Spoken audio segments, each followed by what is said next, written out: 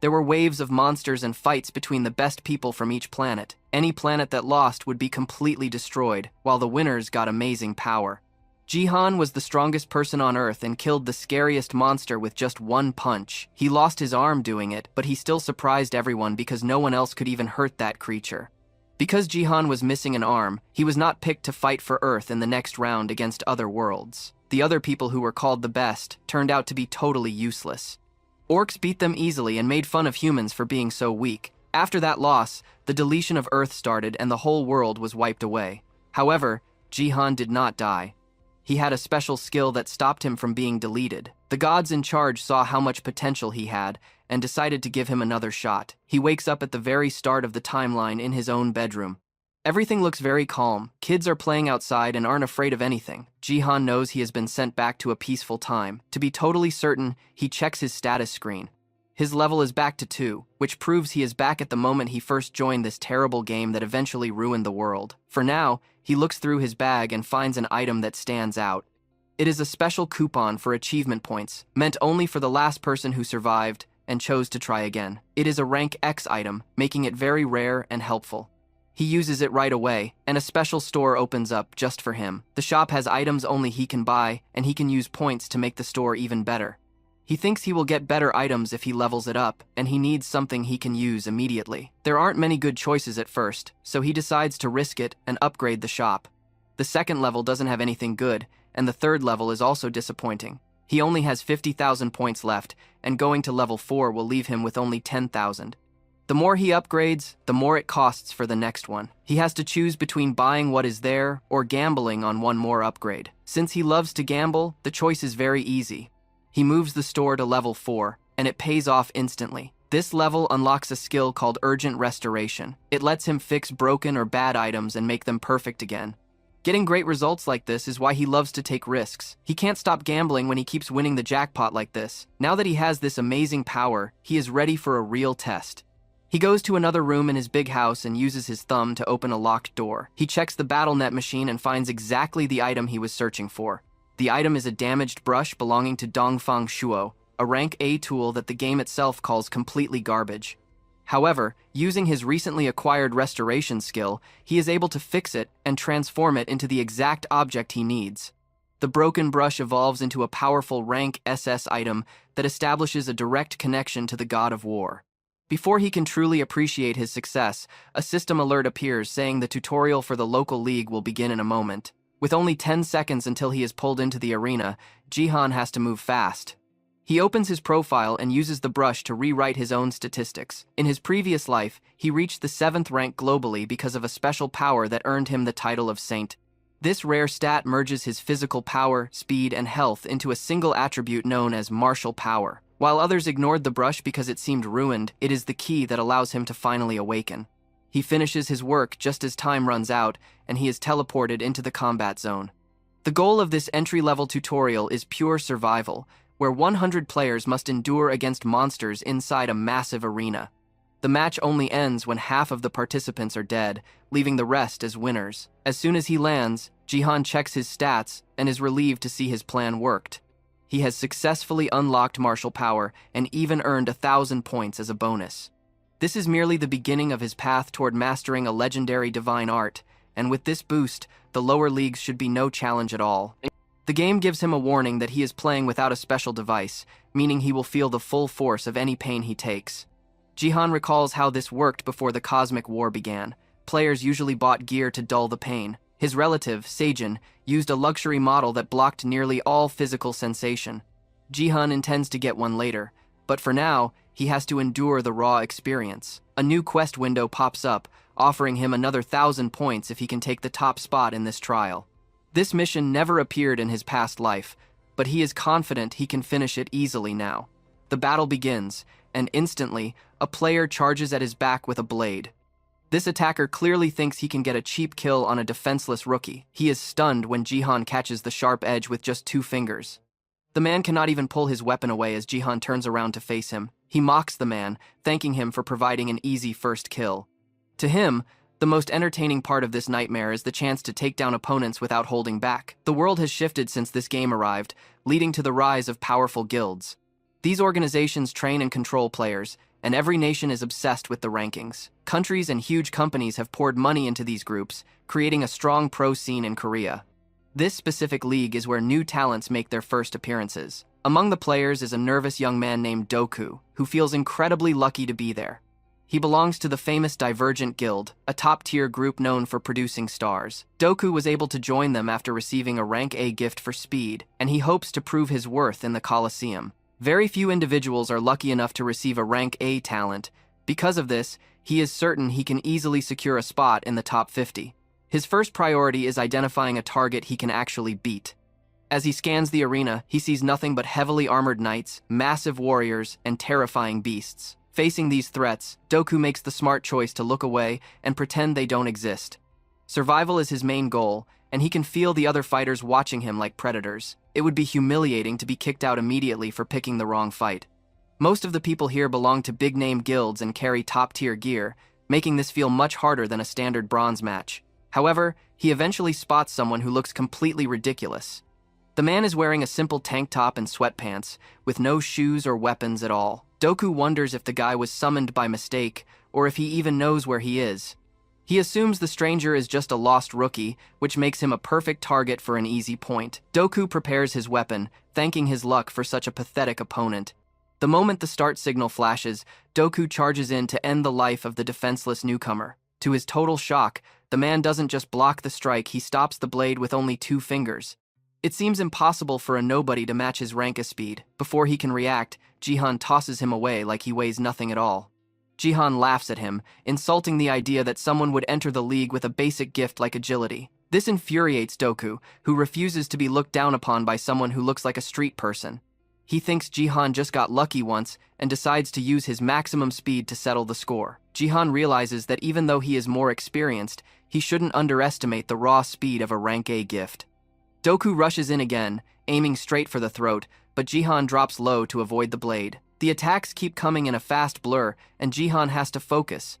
While he has the mind of a master, his current body is only level 2 and feels sluggish. Doku isn't actually that fast, it's just that Jihan's physical form is currently limited. Even so, after a lifetime of war, Doku's movements are way too predictable. As the attacker swings again, Jihan stops dodging and slaps the sword right out of the man's hand. While the blade is still in the air, Jihan leaps up, grabs it, and drives it through the man's neck to finish him off. As Doku's body begins to vanish, he shouts that he will win their next encounter. Jihan just sighs, thinking about how soft the world is when people can talk about next time after dying. A notification tells him he got the first kill, earning him 100 points. The sword he used disappears along with its owner. Jihan isn't worried about weapons though, he just needed a warm-up. Now he needs at least 5 more kills to get a high ranking. He notices that no one is bothering with the monsters in the arena. Since a monster is only worth a tiny fraction of a player kill, everyone is focused on hunting each other instead. This means you would need to slaughter 10 monsters just to equal the value of a single player elimination. Due to this poor ratio, nearly everyone avoids the creatures entirely, especially since these specific monsters are basic mobs like orcs. Focusing on them would normally be a total waste of time. However, it seems the system rewards what others call foolishness, as it suddenly gives Jihan a new mission to wipe out all 30 orcs in the arena. While hunting beasts is usually inefficient, the reward is 500 achievement points, which is 5 times the amount he earned for the first player kill. With that kind of prize on the line, there is no reason to ignore the orcs. These standard NPC creatures are jokes compared to the genuine orcs he faced before, so he shouldn't have any issues going all out. He charges toward the unsuspecting monsters with full intensity. At first, the orcs are stunned to see a nearly naked human sprinting at them, but they quickly snap out of it and group up to take him down. The 2 closest orcs hurl their axes, hoping to cut him down from a distance. Jihan catches the weapons mid-air with ease and flips them back, killing several enemies with 1 throw. This sends the rest of the pack into a bloodthirsty frenzy, but Jihan is already moving, sliding right through their ranks and ending up right in the center of the horde. With 1 powerful swing of his remaining axe, several orc heads are sent flying into the air. Our hero isn't finished yet, though. He has only taken out 5 of them, and the other 25 look furious as they surround him. They are more determined than ever to kill him, but they are simply no match for his skill. He moves much faster than they can track, and his years of combat experience are on full display. Another orc lunges with a spear, but Jihan catches the shaft and snaps it like a twig, leaving the monster dazed just before he cuts it down. Unexpectedly, his stolen axe shatters during the strike. This gives the orcs a surge of confidence, thinking that without a weapon, he will be easy to handle. As they all rush him at once, Jihan admires their persistence. Still, they can't touch him. He slams his foot into the ground, creating a massive shockwave that cracks the floor and sends the charging orcs flying. While they are airborne, he jumps up and snatches the weapons right out of their hands. In a blur of motion, he dashes through the group, ending even more of them. The slaughter continues until only one terrified orc remains. The last monster is too scared to even move, finally realizing that Jihan is a much greater monster than any of them. Jihan finishes him off, successfully completing the hidden quest. The system grants him the promised 500 points, and he even gains a level during the battle. Leveling up during a match is rare since experience is usually tallied at the end, but it might be because his level is currently so low. Jihan doesn't mind the timing and immediately puts his new points into his stats. The one attribute he prioritizes above all else is martial power. This unique stat merges 3 different categories into one. Even if others upgrade their stats one by one, a single point in martial power can double a person's overall combat effectiveness. There is another major reason why this stat is vital to him. Once he reaches level 30 in martial power, he has the chance to unlock the nameless divine arts. If he wants to become the strongest, he needs those arts as fast as possible. The only downside is that increasing this specific stat is usually incredibly difficult.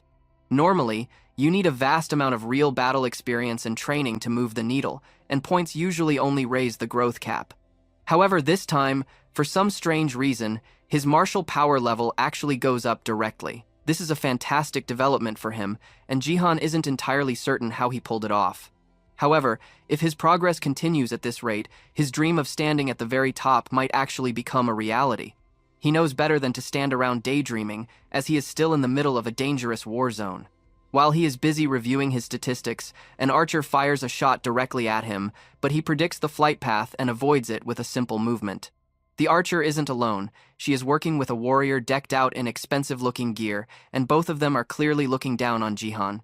The woman tells her partner to finish the job fast, and their arrogant grins prove they think he is going to be a walk in the park. It is quite common for participants to pair up during these matches. Even though this survival trial is designed for player versus player combat, there aren't any specific rules that ban people from forming alliances. The symbols on their uniforms identify them as members of the Turtle Guild, which is one of the 10 most powerful organizations in Korea. This particular duo is dangerous because they cover both close quarters and long-distance combat. Because they are a coordinated team, Jihan realizes that taking them down won't be a simple task by any means. A system alert suddenly flashes, stating that only 60 people are still alive and the trial is reaching its conclusion. With so many participants already eliminated and the clock ticking down, Jihan could technically just play defense and wait for the timer to run out. However, since these two have specifically targeted him, he realizes he must look like a weak link to them. While Jihan plans his next move, the two are so overconfident that the warrior actually asks the archer out for a meal on the condition that he finishes Jihan off.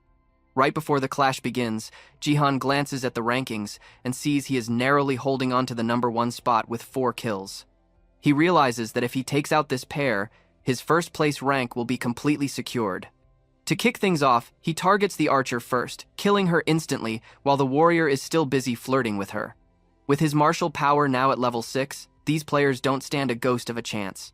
The warrior is paralyzed with shock at how fast his teammate fell, but Jihan gives him no time to think as he circles behind him and slashes at his back. Fortunately for the warrior, his high-quality B-rank armor saves him from the initial blow, leading him to believe that Jihan's basic weapon can't break through his defense. But Jihan is relentless, driving his blade into the exact same spot on the armor repeatedly until he creates a small opening, allowing him to finally execute the warrior. Meanwhile, in a dark office, a woman sips tea while watching a recording of the fight at the exact moment Jihan wins. This is Lee, the head of recruitment for the Divergent Guild. She feels relieved that Jihan didn't start the match right next to her own top prospect, Gaong, who was in the same game and ended up in second place. Gaong is annoyed at the suggestion that she is inferior to anyone, but Lee still warns her to stay away from the crazy newcomer for now. For the time being, her job is just to gather intelligence. However, as Gaong watches the screen, she gets a strange feeling that she has definitely encountered Jihan in the past. Gaeong is famous for having a rare S-rank gift and is considered the future star of the Divergent Guild, having met everyone's high expectations during the match. She was supposed to take the top spot easily, and she would have if Jihan hadn't appeared out of nowhere. At the same time, the scouts from the Turtle Guild are screaming in disbelief.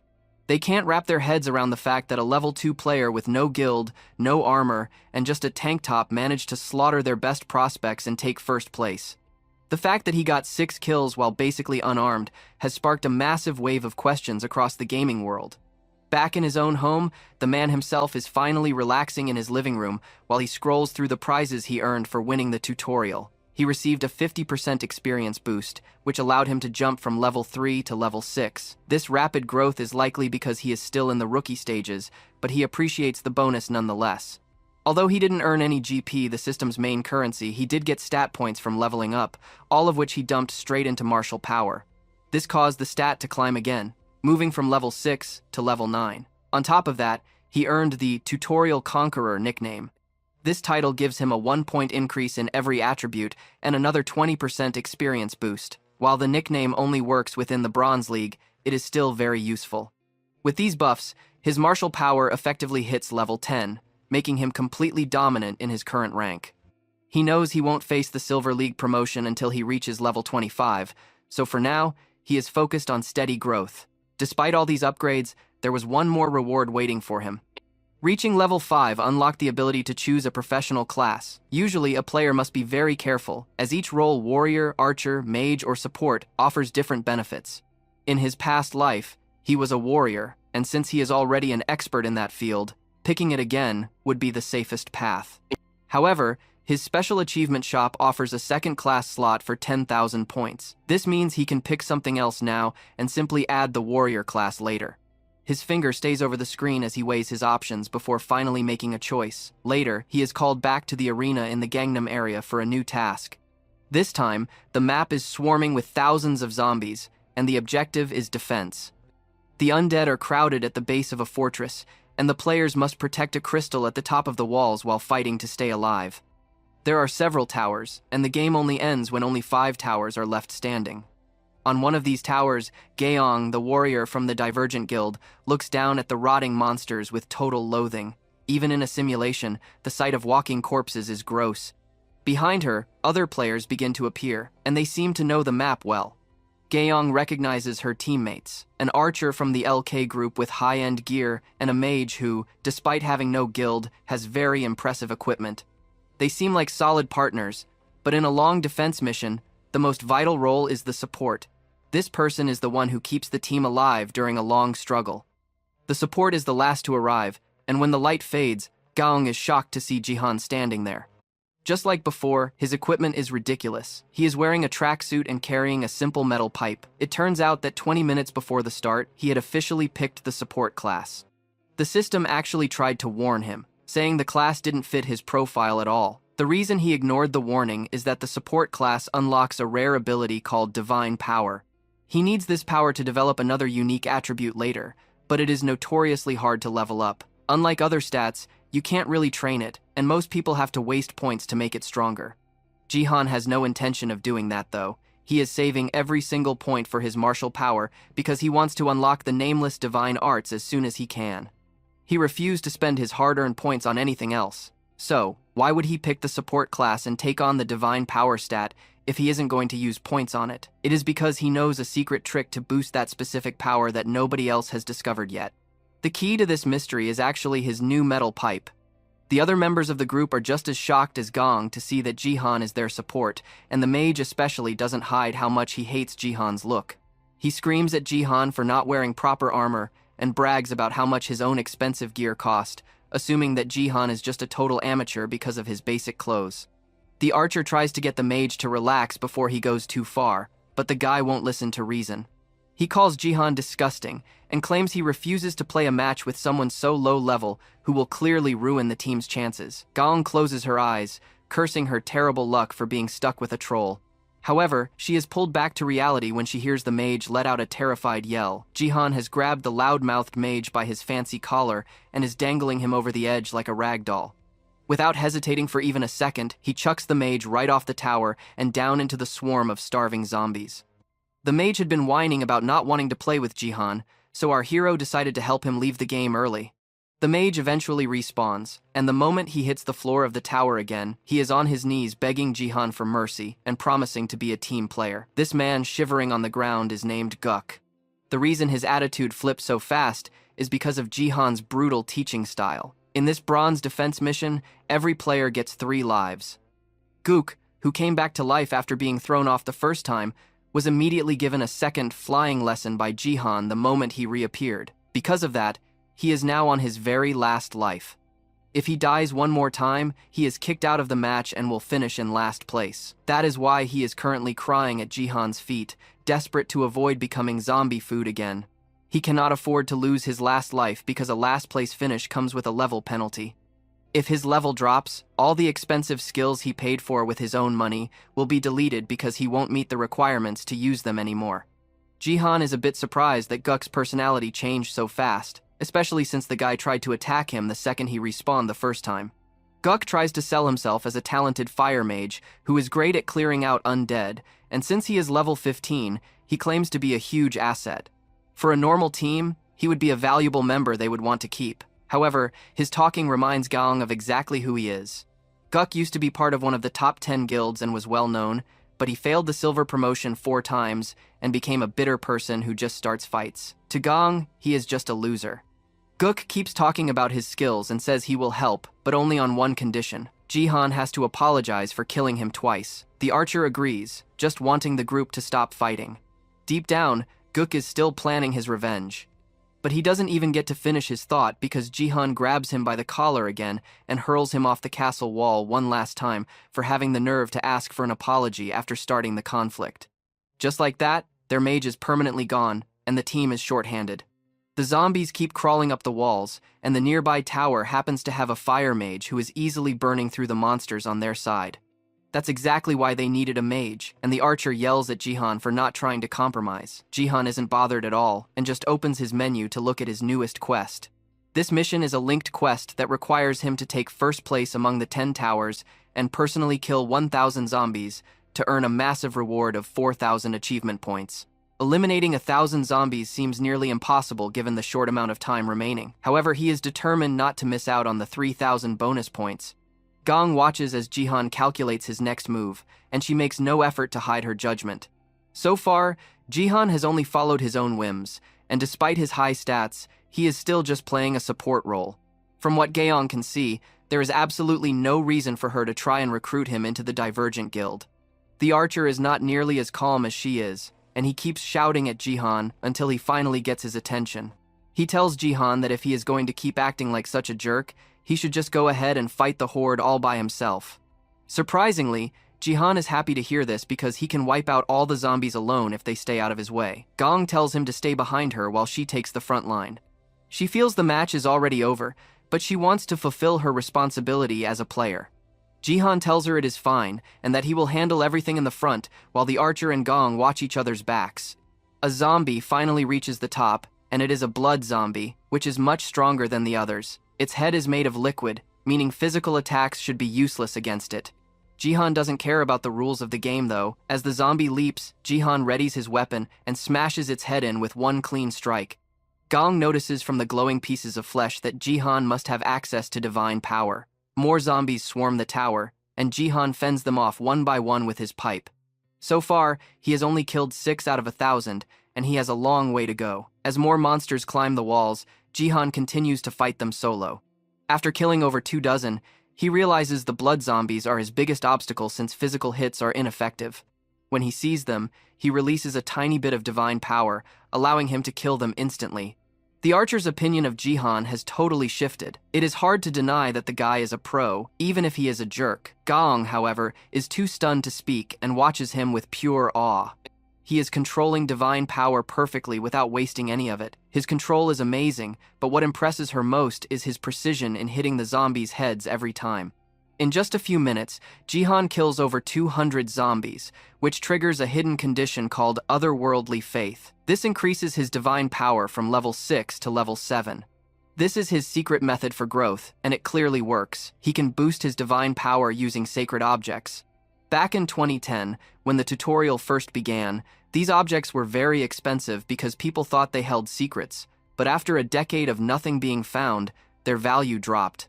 Most people don't even know these otherworldly items exist. However, there was one person who knew, Sophia, the American saint. She told him how she used an otherworldly item to boost her power. Divine power can be increased this way, but only during the tutorial period. She would hold a divine item and pray for a long time until her power grew. Each item has different requirements, and they are very hard to find since no one wants them. Because of this, Sophia was able to buy them all for herself. This is top secret information that she used to her advantage. But even with how rare this knowledge is, someone else has also been buying up these otherworldly divine items, meaning there is another player out there who knows the truth. After Jihan returned to the past, he went to his sister's room in the high-end penthouse and discovered all the divine objects that had been bought from other worlds. Every single one of them was empty, meaning their power had already been used up. This proved that the person secretly collecting these items was his own sister, Jia, alongside the famous warrior Sin. His sister was once the top support in the country and a true hero, though the story of her death is complicated. Among the items she left behind, Jihan found a simple metal pole that had dropped to rank E. Its description mentioned it was great for crushing zombie heads. After using it so much, it fell to rank F and had almost no power left to take, but it remained strong enough to be a perfect blunt weapon. Gang continues to be amazed by his physical strength and his incredible skill. The archer points out that another tower has been destroyed, meaning they are now in the top 5, but he is so excited that he doesn't see a zombie sneaking up on him. Gang reacts fast, drawing her sword and killing the monster before it can strike. From her stance and the way she handles her blade, Jihan recognizes her immediately. She is Gaeong, the famous sword fighter who was known as the interim Sword King. In his previous life, she met a tragic end at the hands of the former Sword King, who now goes by the name Hai. It seems Jihan has run into a very significant person early in his new journey. Gang gets his attention and asks to join the fight. She believes that by working together, they can reach a better rank. Jihan checks the leaderboard and sees they are currently in 5th place. There isn't much time left to move up. He knows that a fighter of her skill will be fine on her own, but since his goal is to take 1st place, he has to do something big. Jihan decides to let her and the archer handle the zombies on the tower while he suddenly jumps off the edge. As he falls, he focuses all his energy into the pole and slams it into the earth, creating a huge blast that wipes out the surrounding horde. Thanks to this massive move, his team takes the top spot and wins the mission as the final survivors. This allows him to finish his main quest, though he didn't quite reach the goal of killing 1,000 zombies by himself. As the game ends and the exit process starts, his teammates come over to thank him. He basically carried the entire team to victory, and the archer is already asking to play with him again. While the archer is talking, Gaeong is still in shock over how much damage Jihan did, especially since he is a lower level than her. She thinks his power must be some kind of glitch. The archer logs out, leaving her alone with Jihan. She takes a chance to speak with him and uses his name, which catches him off guard since they haven't officially met. Gang realizes that with the talent he has shown, the Divergent Guild needs him at any cost. She intends to recruit him, but in her nervousness, she accidentally asks for his phone number instead. She immediately panics, realizing she skipped all the professional steps and sounds like she is hitting on him. Before she can fix her mistake, Jihan just apologizes and says he doesn't actually know his own number at the moment. He says a quick goodbye and logs out before she can say another word. Gang pauses to wonder how on earth someone could actually forget their own phone digits before it hits her that she was likely just turned down. Back in reality, it turns out that Jihan genuinely does not recall his old contact info. He used a different international number for so long in his previous life that he hasn't had a single moment to memorize his local Korean one since returning to the past. Since he can't exactly ask people to tell him his own number without looking crazy, he decides to set those thoughts aside for a while. The bigger issue is the fact that he was targeted for recruitment. It seems that by showing off his skills, he ended up drawing far too much attention to himself. Looking back, he realizes he probably should have just taken her number instead, though he has no intention of signing with any guild at the moment. His current priority is stacking up as many quest rewards as possible. He managed to go up 2 more levels and earned 1,500 GP, but that isn't nearly enough to purchase the sacred objects he has his eye on. Even though divine items are much cheaper in this era than they were in the future, the price is still a bit too high for his current wallet. For the time being, his best bet is to head home and dig through his sister's old storage one more time. When he finally gets back to the apartment, he immediately spots a pair of shoes by the entrance that don't belong to him. He instantly knows who is waiting inside, and the sudden shock is enough to make him drop his belongings. Everyone has moments they wish they could do over, and Jihan is no different. His heaviest burden was failing to protect his dear niece, Saya, in his first life. There were so many things he wanted to tell her if he ever got another chance. He remembers her strength and how she used to promise that she would be the one to look after him. Now, she is standing right there in front of him, alive and well, as if nothing ever went wrong. More than anything, he just wanted to tell her how much he truly missed her. Saya just turned 18 and is the daughter of Xian and his older sister. She wasn't around when he first regressed because she was staying with a group in Jeju, but she ended up returning home early for obvious reasons. Because Jihan's sister worked so hard to support the family, Jihan was the one who raised Saya from the time she was a baby. Now, with her mother gone and her father suddenly betraying the country to move to Japan and change his name, they are the only family they have left. She is the most precious person in the world to him right now. All of this mess started because of Shin's selfish choices. Recently, Saya reached out to her father to ask why he was switching sides, and he bluntly told her it was because he had fallen in love. He said it so casually, and even though she was panicking on the other end of the line, he sounded completely indifferent. When she asked if he was really just throwing her away and leaving her with nothing, he calmly confirmed that discarding her was a condition set by his new partner. Without a single word of regret or a proper goodbye, he ended the call and cut ties with his daughter in an instant. It is a disgusting way to act, but Jihan always knew the man was a coward. He is an irresponsible traitor who would ditch his child and his nation for a woman. Because of those actions, the innocent Saya was left isolated and eventually took her own life in the previous timeline. Saya turns around and sees that their family portrait has been smashed, and Jihan quickly starts to apologize, assuming she might still care about her father. To his shock, she admits that she was actually the one who wanted to break it. She tells him she is doing okay and tries to act tough. This was always her way. Whether her mom passed away or her dad turned into a traitor, she would keep a smile on her face and worry about her uncle instead of herself. Even though he knows she is resilient, he doesn't want her to carry that weight alone anymore. Even if she is almost an adult, he is determined to look after her and keep her safe this time. Saya closes her eyes and lets him give her a hug, but the emotional moment is cut short when she points out that he is incredibly sweaty. In a different part of the city, inside the main offices of the Divergent Guild, Hyeon is laughing uncontrollably after hearing about Gong's awkward encounter with Jihan. The idea that a stunning woman like Gong was turned down by a guy claiming he forgot his own digits is hilarious to her. Her constant laughing makes Gaeong feel a bit insecure about her looks, but she is actually far more attractive than she realizes. Even as they walk, people can't stop staring at her and talking about how impressive she is. They head to the lounge to figure out a real strategy for bringing Jihan into the fold. The guild leaders are putting pressure on them to sign him immediately before anyone else gets a chance. During their talk, Hyeon sees a notification on her phone for a live broadcast. She is confused since no major pro games are scheduled, and the channel belongs to a gambling streamer she follows for analysis. However, the person on the screen is a total shock. It is Jihan, and he has started a live stream without telling anyone beforehand. On the screen, Jihan is getting the camera ready while Saya gives him tips from the background. Gong is baffled as to why Jihan is on a betting channel, but Hyeon is staring at the stream's title. Jihan is openly claiming to be the Sword King's brother-in-law. The audience is just as shocked, and the chat is moving fast with people demanding to know what is happening. The scenery behind him includes the famous twin sword statue, which confirms he is filming from inside the Sword Palace penthouse. Once the stream is fully live, Jihan tells Saya to move away.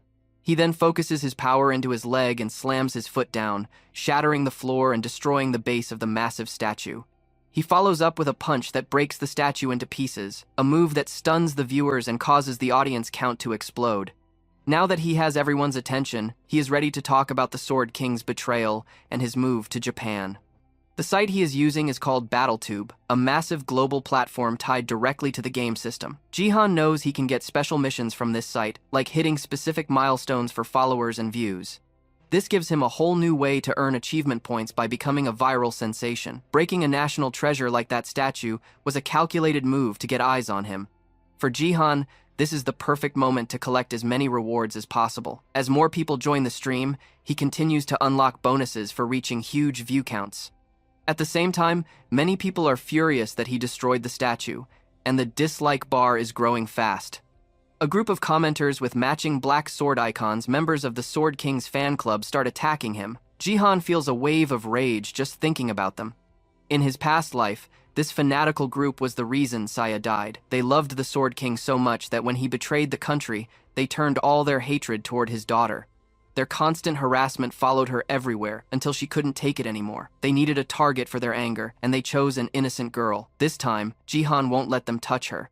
If they want someone to hate, he will make sure they focus all that toxic energy on him instead. He clears his throat and prepares to speak to the thousands of people watching. He delivers another heavy blow to the crumbling statue to ensure every single viewer is paying attention. He then bluntly declares that the man formerly known as the Sword King, now called Ryuhei, has no intention of ever returning to his home country. As he speaks, people in the chat begin to recognize him as the standout player who dominated the recent bronze tutorial, though many still mock him for being a low-ranked player trying to act like a major authority. Jihan ignores the insults and presents undeniable proof to the camera, holding his phone close to the mic to play a specific recording. The audio captures a conversation between Ryuhei and Saya following the warrior's decision to move to Japan. In the clip, Ryuhei admits he is leaving Korea solely because he has found a new love. He confesses that he is abandoning his nation and even his own child without any regret, simply because his new partner demanded it as a condition for their relationship. Once the evidence is heard, Jihan cuts the audio. The audience is stunned, yet many remain skeptical, claiming it could just be fake gossip rather than real proof of betrayal. To push the message further, Saya steps into the camera's frame to join the announcement. She explains that while her father intended to leave the expensive penthouse to her, she refuses to take anything from a man who turned his back on his family and his people. Instead, she announces her plan to donate the entire Sword Palace to the nation, hoping it will serve as a training ground for the next generation of Korean talent. Watching her, Jihan smirks, seeing his strategy succeed. Just 30 minutes prior, he had proposed giving the house away. Saya was understandably confused by such a wild suggestion. Why would they just give away their most valuable asset for nothing? Jihan couldn't explain the full truth, knowing that giving away a fortune for free sounds like madness. However, he had to make it happen for her safety. In his previous life, after the Sword King's betrayal ruined the country, the government seized all his assets anyway. Saya was left homeless and harassed by fanatical groups until she eventually gave up on life. Since the government would eventually take the building regardless, Jihan realized it was better to give it away now to win public support and protect her. To Saya, he was just her lazy uncle who spent his days drinking, and he certainly couldn't reveal he was a time traveler. Yet, before he could even finish his explanation, she unexpectedly agreed to the plan. He had to double-check if she was truly okay with it because the request was so bizarre. She decided to trust him simply because she knew he wouldn't ask for something this big without a reason. More than that, she missed seeing him act with such confidence and decided to follow his lead. Thanks to her bravery, the plan is now in motion. This doesn't mean the trouble is over, though. The fanatical supporters are furious, calling Jihan a liar and a thief. This is exactly what he wants. He needs them to focus their rage on him and leave Saya alone. But to truly finish this, he needs one last move to seal their fate. He steps back in front of the lens and calls out the former hero directly. He tells the world that while the Sword King claimed he left for a woman, the real truth is that the man is just a washed-up has-been. Saya can only watch in silence, worried because this aggressive insult was definitely not part of the script they practiced. The comment section erupts into absolute chaos, with some viewers unable to believe his boldness while others simply mock the total absurdity of his claims.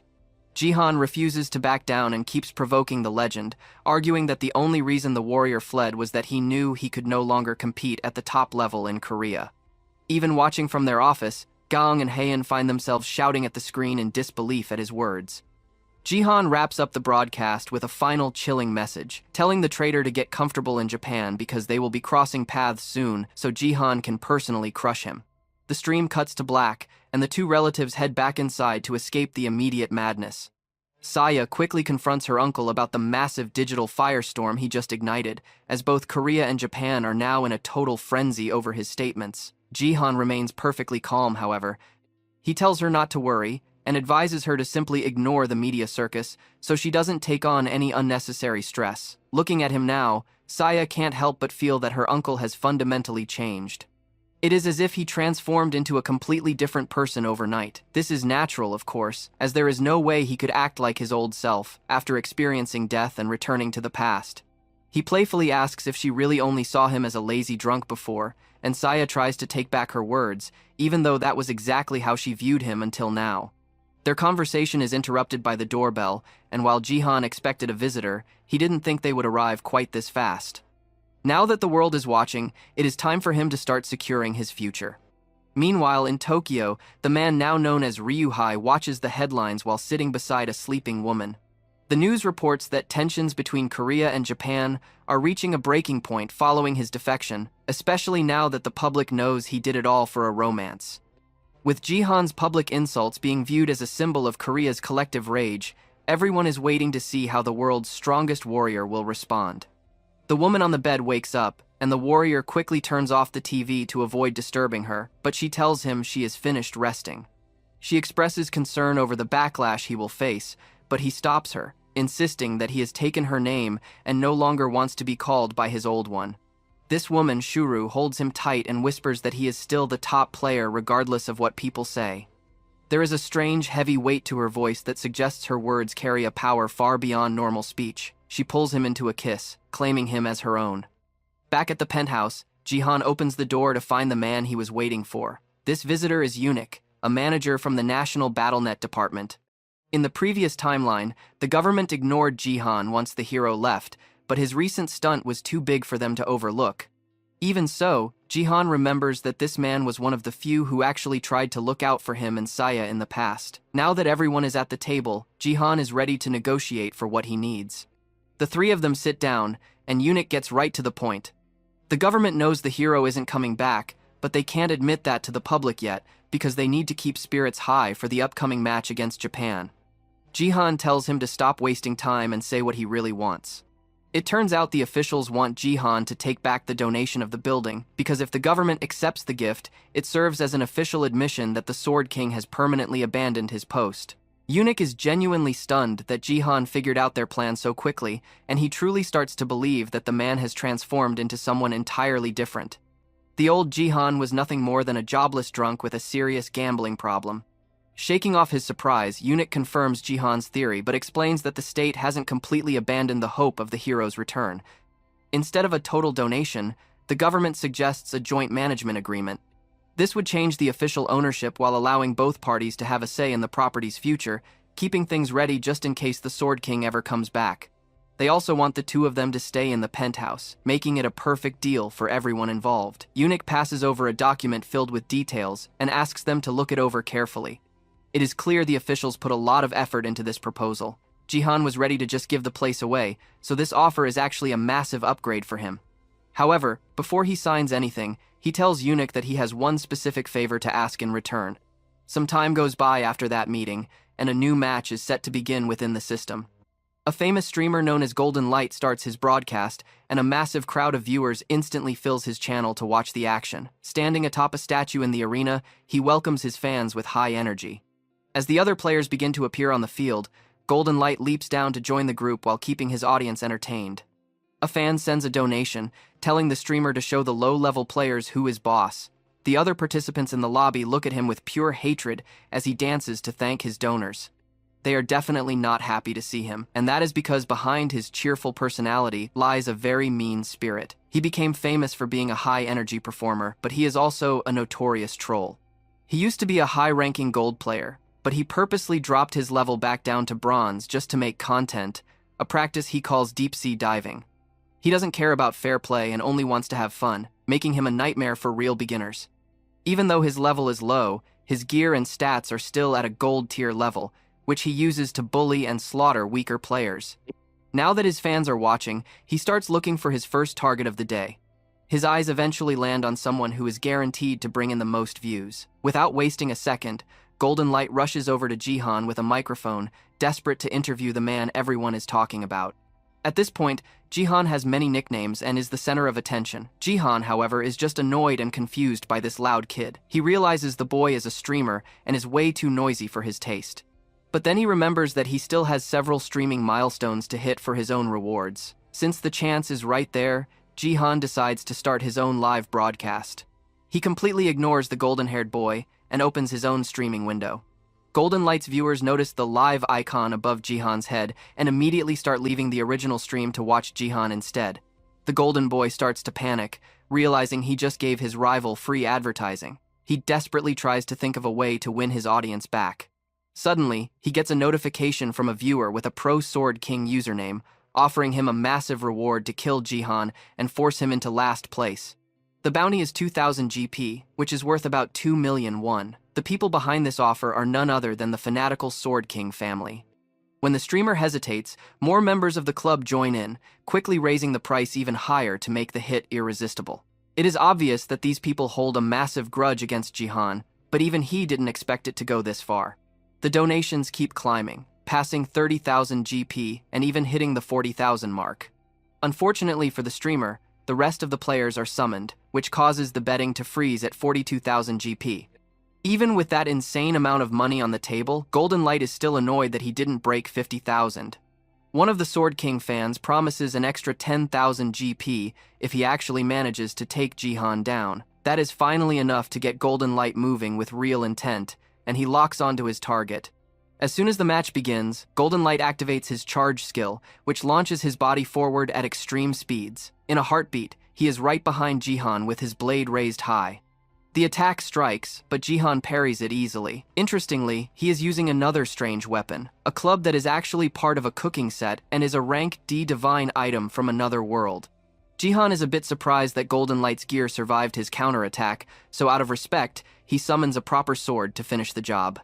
In seconds, Jihan cuts him down with incredibly precise movements. The viewers are shocked to see him using Sword Chi, a high-level skill that should be impossible in the Bronze League. He even uses White Sacred Flames, which are a form of divine power. If he is using those, it means he truly is a support class. Regardless of how he did it, Jihan gets the first kill using a rank D kitchen knife from his holy cooking set. However, despite the embarrassing death, Golden Light isn't out of the game yet. He uses a rare item called the Crucifix of Revival to bring himself back to life. This item is a one-time use and can't be used in major tournaments or guild matches. Even though he's back, his plan is ruined because they wanted Jihan to finish in last place. Since the streamer died first, Jihan can no longer be the loser of the match. Still, Golden Light is desperate to save face by defeating Jihan. Unfortunately for him, Jihan is determined to wipe that smug look off the Golden Boy's face forever. Within seconds, Jihan kills him again, securing a double kill. As he leaves the dying streamer behind, Jihan thinks about the revival item. In the future, no one used it because the resurrection process was too buggy. Aside from that, the arena is more crowded than usual today. This is likely due to the spectators, who happen to be elves. Jihan isn't a fan of them since the elves played a major role in the end of the world. Since he can't deal with them yet, he focuses on the players in front of him. Most of the other participants are staying far away from him, treating him like a monster. Whenever he looks at them, they run away in terror. It makes sense since he just destroyed a gold rank player twice, so they know they stand no chance. This is bad for Jihan's hunting efficiency, especially since he just found a new rank D holy item. He needs to fight more to unlock its full power. Just as he is wondering what to do, a new quest notification appears. He smiles as he reads it. He has been tasked with defeating a group of goblins gathered around a champion. This is exactly what he needed to meet his kill quota. Suddenly, a pack of goblins surrounds him, and it looks like he is completely outnumbered. In a split second, it is the goblins who are fleeing for their lives as he sprints toward them with terrifying momentum. The creatures shriek for mercy as they are pummeled and pierced by Jihan's holy kitchen gear. Due to his relentless combat, the holy cooking set finally begins to respond to his movements. This only happened because he carefully studied the item descriptions before the match started. To unlock their true potential, he is required to crush their skulls and then pierce their hearts in a very specific sequence. It is a lucky thing he figured out the trick before the timer ran out. However, at the rate things are moving, this is taking far too long. If he had mastered the sequence just a few minutes earlier, he would have had many more goblins to practice on, but at least the opportunity isn't totally gone. There is still one goblin remaining, and this one is far more dangerous than the others. This monster is the Goblin Champion, and compared to the common ones, he is massive and significantly more powerful. Despite its bulk and raw strength, a single heavy blow from the cooking club sends the champion crashing into the dirt. Jihan immediately takes advantage of the opening and drives a blade into its heart. In the end, no matter how big it was still just a goblin. With the kill confirmed, the quest is completed. rewarding him with 500 achievement points and a boost of 1 point to his divine power. Because he pushed the tools so hard, their rank drops to E, meaning he will likely only be able to squeeze out 1 more point of divine power from them. Hunting these monsters is simply too slow for his taste, so he decides he needs to hunt players instead. The problem is that everyone is staying far away from him. Since they won't approach, he decides to bring the fight to them. The viewers, who had been watching in stunned silence, finally start chatting about how terrifying Jihan has become.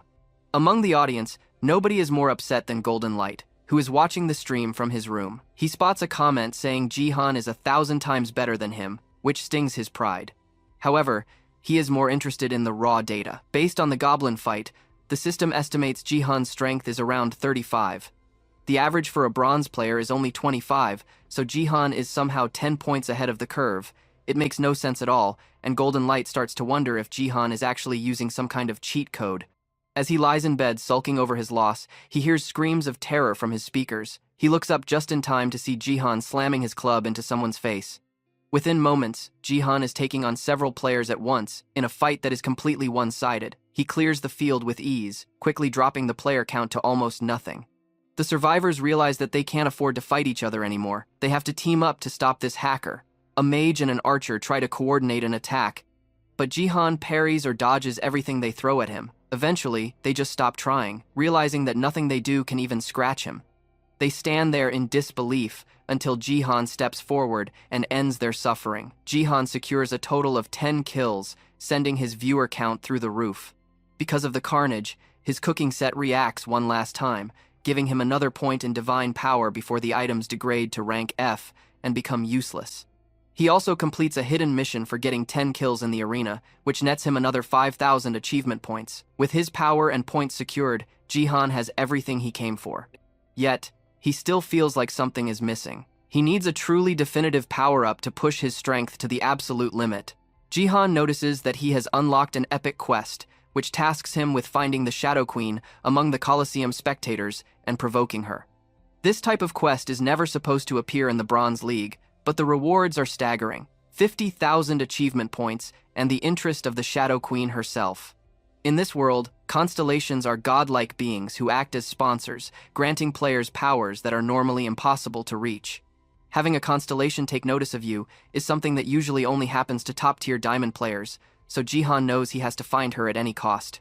If he can get one of these beings on his side, the others will surely follow. However, with thousands of elves staring down at him from the stands, picking out one hidden queen will be incredibly difficult. While Jihan is planning his next move, the rest of the world is buzzing over his performance. Getting 10 kills in the Colosseum is a feat no one in Korea has managed since the Sword King himself. His name is trending everywhere. His subscriber count has jumped by 10,000, and thousands are flocking to his streams. Even the people who originally wanted to see him fail are starting to become fans. Meanwhile, Golden Light is watching his own reputation go down the drain. Realizing he can't beat Jihan, the former troll decides if you can't beat them, join them. He now hopes to become Jihan's official video editor and help turn him into the biggest star on BattleTube. Back at the penthouse, Saya is still in shock. Watching her uncle play earlier felt less like a fair match and more like a pro player bullying beginners. She points out that he missed out on a fortune because his donation link wasn't set up. To keep his future streams from being cluttered with tiny messages, she suggests setting a high minimum donation fee. Jihan agrees and sets the limit to 10,000 GP, which is about 10 million won. While Saya wonders if anyone will actually pay that much, Jihan is still focused on the mystery of the Shadow Queen. He can't figure out how to find her in such a massive crowd of spectators. Seeing his frustrated expression, Saya offers to help. Her supportive attitude reminds him so much of his sister that he can't help but smile. He explains the quest to her, and even though she doesn't know who the queen is, she volunteers to scan through all the match replays to find anyone who looks out of place in the audience. With her handling the search, Jihan finally has a moment to handle his own upgrades. Using the points he has saved up, he buys a second-class slot. This time, he chooses to become a mage. As soon as he selects it, he feels a new surge of energy in his chest. The real reason he chose mage after starting as a support is because of a legendary hidden stat called Force, which can only be unlocked by combining both classes.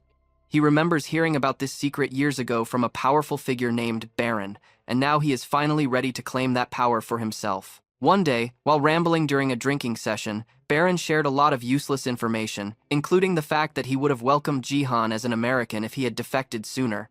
However, he also mentioned something incredible. He spoke about his unique force skill, which he created by perfectly blending divine energy and mana. This is a feat no one else can even attempt, because Baron is the only person on Earth with two distinct classes, a miracle made possible by his rank SSS gift that grants him two separate status windows. Jihan asked back then if it was wise to share such a secret, but Baron was too arrogant to care. He believed he was the only one capable of holding two roles at once, so the secret was safe. He wasn't lying about the strength of the skill, though. Force is a dominant power that can control space itself, but now, Baron is no longer the only one who can reach it. Jihan has met the requirements and is ready to claim that power for himself. It was this very ability that made Baron the top-ranked player in the world, even though his actual combat skills were mediocre. If Jihan wants to survive the future, he needs this edge. To create the power, he has to gather divine energy in his hands while pushing mana from his heart to the same spot, forcing them to merge. If the mix is perfect and nothing leaks out, the transformation should happen. His first attempt seems to work for a second, but the unstable energy explodes, slamming him into the wall. He realizes he can't just force it with raw strength. He wonders if he needs a higher level or more mana, but he eventually realizes the issue is where the energy is being held. Since his hands aren't enough to contain the reaction, he decides to use his entire body as a vessel. By mixing the divine power from his upper core with the mana in his center, he can use the strength in his lower core to keep the two stable whenever they try to repel each other.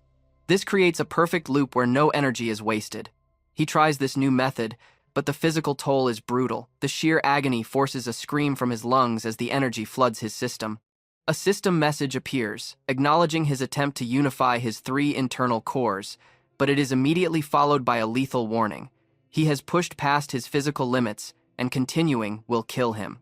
Downstairs, Saya hears her uncle's screams and rushes toward the noise, terrified. Jihan is still trapped in a world of pain, trying to fuse the conflicting energies. To succeed, he has to subconsciously use his physical power to hold the mana and divine energy together. Usually, this process requires a person to have at least 100 points in every statistic just to survive the strain. Attempting it at such a low level is basically a suicide mission. Saya reaches his door and shouts for him, but there is no answer. When she finally bursts in, she is shocked to find him looking perfectly fine. He tries to laugh it off, claiming he just had a bad headache, but she isn't buying his story for a second. Jihan realizes he went too far and stops joking when he sees how truly upset and worried she has become.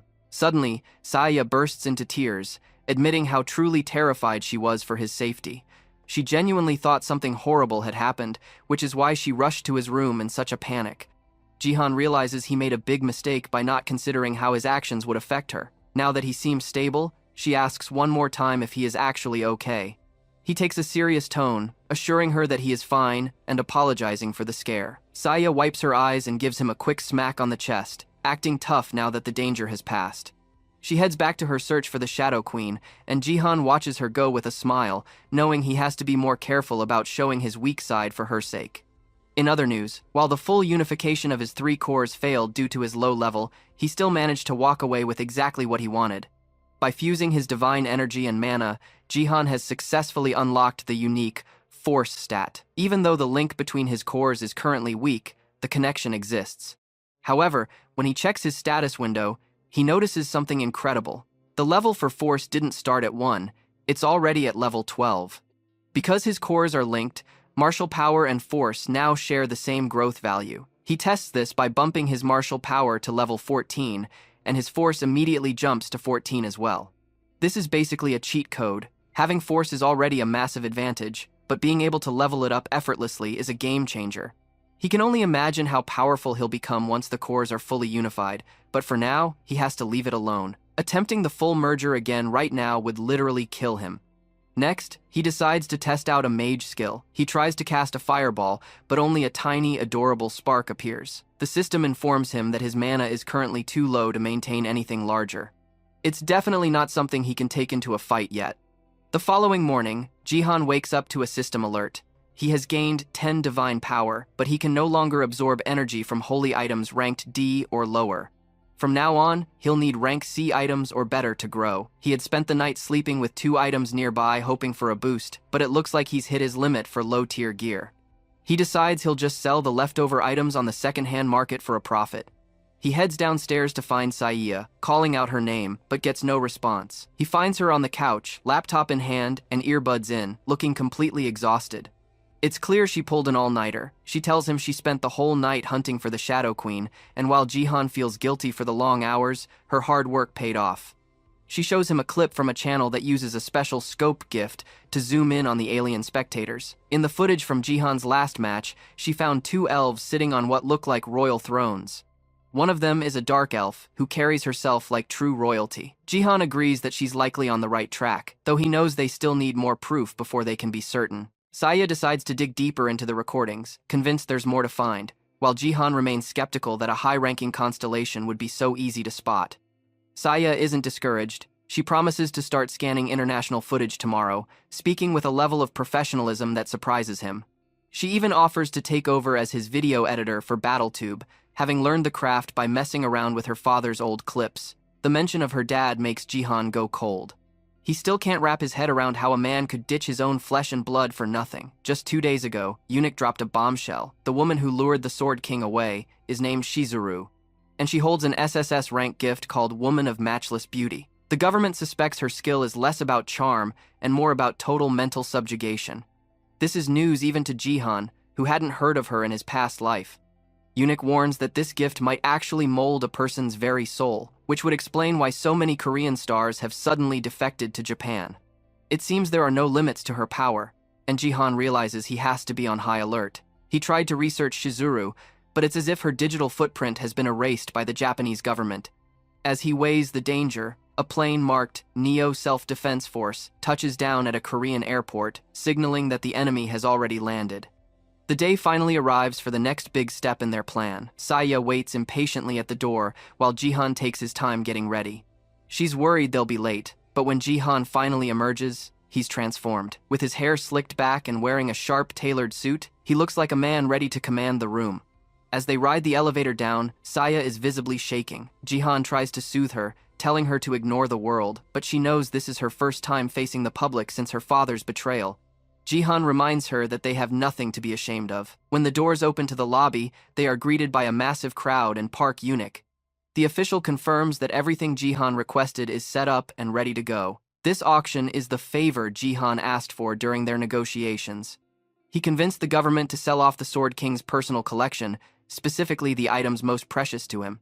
The crown jewel of the auction is the Sword King's personal battle connector, which holds all his private combat data. Jihan's goal is simple: use these treasures as bait to lure Japan out into the open. He suspects that Japan, or perhaps even the traitorous Sword King himself, won't be able to resist trying to reclaim the device. Regardless of who shows up, the event will serve as a wake-up call to the Korean people, forcing them to accept that their hero is truly gone. As Eunuch watches Jihan handle the situation with such cold calculation, he can't help but feel that Jihan is acting as if he already knows exactly how the future is going to unfold. This is the final opportunity to flip public perception. Knowing this, Jihan specifically asks the press to keep their cameras locked on the Neo Self-Defense Force table.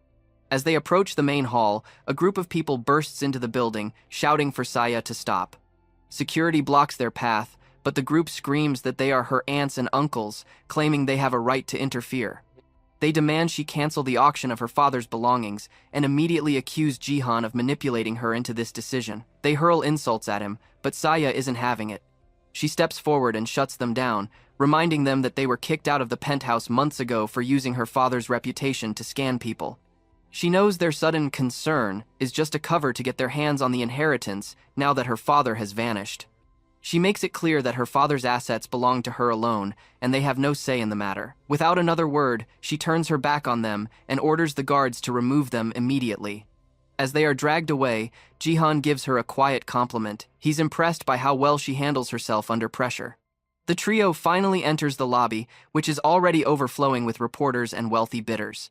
The moment they appear, the room explodes with camera flashes and a wall of noise as journalists shout questions at Saya. Jihan quickly grows tired of the chaos. He uses a pulse of force to shatter the lenses of the nearest cameras, effectively silencing the room. With the reporters stunned, He reminds everyone that they are at an auction, not a press conference. Once the room settles, he begins the presentation of the 3 main lots. The star of the show is the Sword King's custom BattleNet connector. Not only does it reduce pain by 99%, but it contains all of his personal combat data and his private analysis of every high-ranking player in East Asia.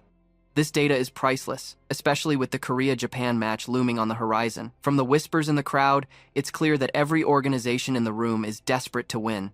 Suddenly, a man raises his hand. Jihan recognizes him instantly, Kazuo, a scout for Japan's NEO self-defense force. He boldly offers 5 billion yen for all the items at once, on the condition that he gets a private meeting with Jihan and Saya afterward. His goals are transparent, but Jihan refuses to play along. He tells Kazuo that if he has something to say, he can say it in front of the cameras. There will be no secret meetings. Kazuo, sweating under Jihan's intense gaze, warns him that his aggression might force their hand. In the blink of an eye, a female bodyguard who had been standing silently behind Kazuo lunges forward. This is Shadow, a high-level player who mimics the Sword King's style. She presses her blade against Jihan's throat in a blatant display of force. But Jihan isn't intimidated by a copycat. In a blur of motion, before she can even react, Jihan delivers a devastating punch directly to her jaw, sending the elite warrior staggering backward. She freezes for a second, but her rage quickly flares up as she reaches for her sword, ready for a fight. Jihan remains unbothered. He simply places a hand on her shoulder and points out that the entire auction is being broadcast live to the world on his battle tube. She realizes she can't exactly start a bloodbath with millions watching, and Kazuo quickly steps in to diffuse the tension with a fake laugh. He offers a smooth apology for his bodyguard's behavior but immediately doubles down on his 5 billion yen bid. He insists that the private meeting must be part of the deal, but this time, he directs his focus towards Saya. He knows she is the legal owner of the items, so he bypasses Jihan and tells her that the meeting is strictly for her benefit. He plays his trump card. He promises that if she agrees, he will tell her exactly where her father is and answer any questions she has. Kazuo is smugly confident that she will cave. To him, there is no way a daughter would pass up a chance to speak to her father, especially with 50 billion won on the line. However, Saya shocks him by flatly declining the offer. Kazuo is so stunned he practically loses his composure. He can't wrap his head around her walking away from that much money. While the cash would be life-changing, Saya knows Jihan is right. If her father's love and communication come with a price tag, she doesn't want it. Besides, as a minor, she points out that Jihan's word is final. The rest of the audience lets out a huge sigh of relief, glad that the national treasures aren't being handed over so easily. But the danger isn't over. Kazuo accepts the rejection of the meeting, but maintains his 5 billion yen bid for the items alone. He reveals that the Sword King himself ordered him to pay that amount regardless. He then hands Saya a personal letter from her father, and just seeing the new name Ryuhei on the seal makes her heart sink. Kazuo then turns to the crowd, mockingly asking if anyone in Korea has enough money to actually challenge his bid. Jihan knows this man's reputation well. In the future, Kazuo was known as Japan's calamity because he was so suspiciously good at stealing foreign players for his country. He is likely a key player working with the woman who possesses the mental manipulation skill. The room falls into a grim silence. Since no one can match the astronomical price, Jihan is technically forced to sign the contract. It looks like a total defeat for Korea, and the media is already preparing to tear them apart for selling out. Jihan waits, hoping for any kind of turning point to save the situation. Suddenly, Saya steps up to the mic. She begins reading her father's letter out loud to the entire room and the thousands of viewers online. In the letter, Ryuhei expresses his deep disappointment that she tried to give away the Sword Palace. He states that the 5 billion yen is the very last thing he will ever give her, and it marks the absolute end of their relationship. As she finishes the letter, she breaks down in tears, the familiar handwriting confirming that her father has officially discarded her. Jihan feels a pang of sorrow as his niece begins to cry on the stage. He is aware that the woman of matchless beauty skill is a form of mind control far superior to any normal manipulation.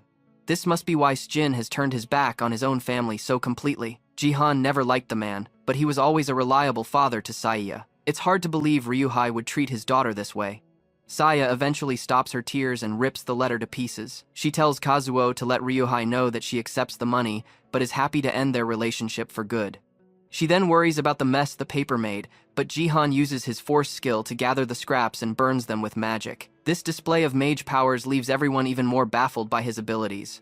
Seeing Jihan's incredible talent, Kazuo is more convinced than ever that Japan needs him. He isn't the only one. Other recruiters start swarming Jihan with business cards, desperate to sign the talented player. Amidst the chaos, Saya calls out to him and suddenly collapses. Jihan rushes to her side, panicked, but as he holds her, she whispers that she is just faking to help him escape the crowd. Relieved, Jihan uses her health as an excuse to end the event and leave immediately.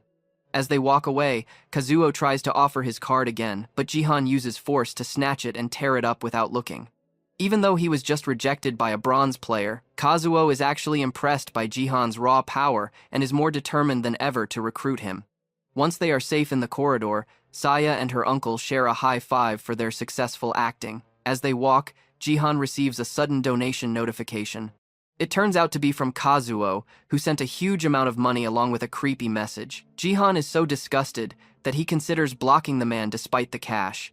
Their talk is interrupted by a familiar voice calling their names. It is Hyeon and her bodyguard, Gong, who have come to find them. She says she is the third boss of the Divergent Guild, and while she looks happy to be there, Gaeong seems annoyed behind her. She says she is sorry for dropping in so fast given the current mess. Jihan tells her that she should not have been allowed in without a direct link to the event, but she still found a way past the guards. Jihan also thinks her voice sounds very familiar, like someone he knew a long time ago. Hyeon explains that her close ties to the local BattleNet office helped her get through the doors. She acts very sure of herself, and her bold style feels quite shameless. Jihan is certain he has met someone with this exact vibe before. As she keeps talking, he finally remembers who she is. She is an old friend from his previous life, who always hid behind a mask. Saya sees the look on Jihan's face and thinks he has fallen for the new woman. Jihan, however, wants to test a specific idea. He says a line he heard her use in his past life, just to be sure. He says the world is full of paths, and that is hard to ignore. This is from a famous writer who had a bad gambling problem. He asks if she likes that specific quote. Gaong steps in front of Hyeon to protect her and asks how Jihan knows so much. Hyeon's love for betting is a secret only a few people know, so a stranger should not know about it. That was the final proof Jihan needed to be sure. This means Hyeon is actually the manager of American First, known as Zero. In his past, Zero was the only other Korean in that guild, and he knew her for her love of drinks and betting. Even so, she became a top leader because of her special voice skill. At first, that skill only gave extra points, but after the tutorial, everything in the game grew much stronger. The voice power became very rare, and Zero was the strongest user of them all. Right now, though, Zero, or just Hyeon, feels a lot of shame as her secret habit is told to these people. The Divergent Guild did well to get both the Plum Blossom and Zero. It is a very strong team to have this early in the game. Jihan hides his secret knowledge by saying he saw her in a live stream.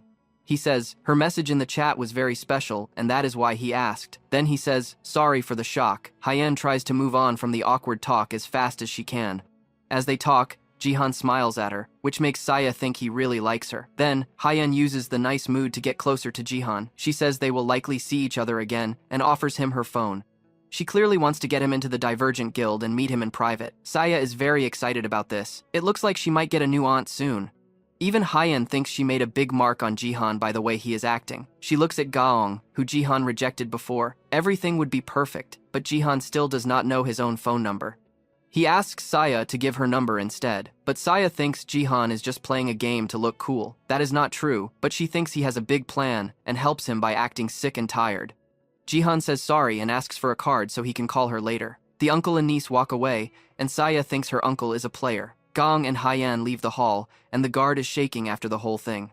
Hyeon tells Gong to stop holding it in and just laugh before she gets really mad. As Jihan and Saya take the lift back to their place, Saya says she never thought her uncle would wear her dad's clothes. Jihan says he has no choice, because his old clothes are too small now. Besides, the clothes did nothing wrong. The man is the issue, and if they look good on him, then it is fine. Then, she asks him about what he did before, telling a pretty girl that he forgot his own phone number. Jihan has no idea what she means, and looks truly confused as Saya tells him off for acting like he forgot. But then Jihan tells her that he really does not know his number and was not playing a game. Later on, it is time for a new mission to begin. This one is another tower defense game. Just like last time, the goal is to protect the crystal and survive the zombie crowd. Jihan is not ready for this task because he spent so much time trying to calm Saya down after she thought she ruined his chance for a date. She wrongly thought Jihan likes Haiyan when he feels nothing for a gambler like her. No matter what he feels, he never thought he would see Zero again. In his past life, they were close friends because they were both from the same land. On their days off, they would bet on sports to have fun. Zero was very into betting and would not stop even if she lost many times. It was during those times that he heard her use that line she liked so much. She also had a scar on her face she would not fix because she said it was the price for a deal with the devil. They had a lot in common as refugees, and that made them friends. The biggest thing they shared was guilt, hate for themselves, and regret for not saving the ones they loved. Jihan looks down as sad memories fill his mind, but the many comments on his stream bring him back. They see the large sword in his hand, which is the first normal weapon he has used in a mission since he started. This weapon is a C-rank sword made for killing horses. Even though it is C-rank, Jihan got it for a very low price. Now that he holds it, he sees why it was so cheap. It is way too big and heavy for most to use, but for him, it is very easy. He moves the sword to get used to it, and his fans are amazed at his fighting skill. They ask to see his status window so they can finally see his class and stats. It looks like many people are watching now, so they are asking for more. Right now, he has 12,000 people watching live. Jihan is not sure if he wants to show his stats to everyone yet, but he cannot ignore his regular fans. He decides to be open about it since so many are curious, and he talks to them.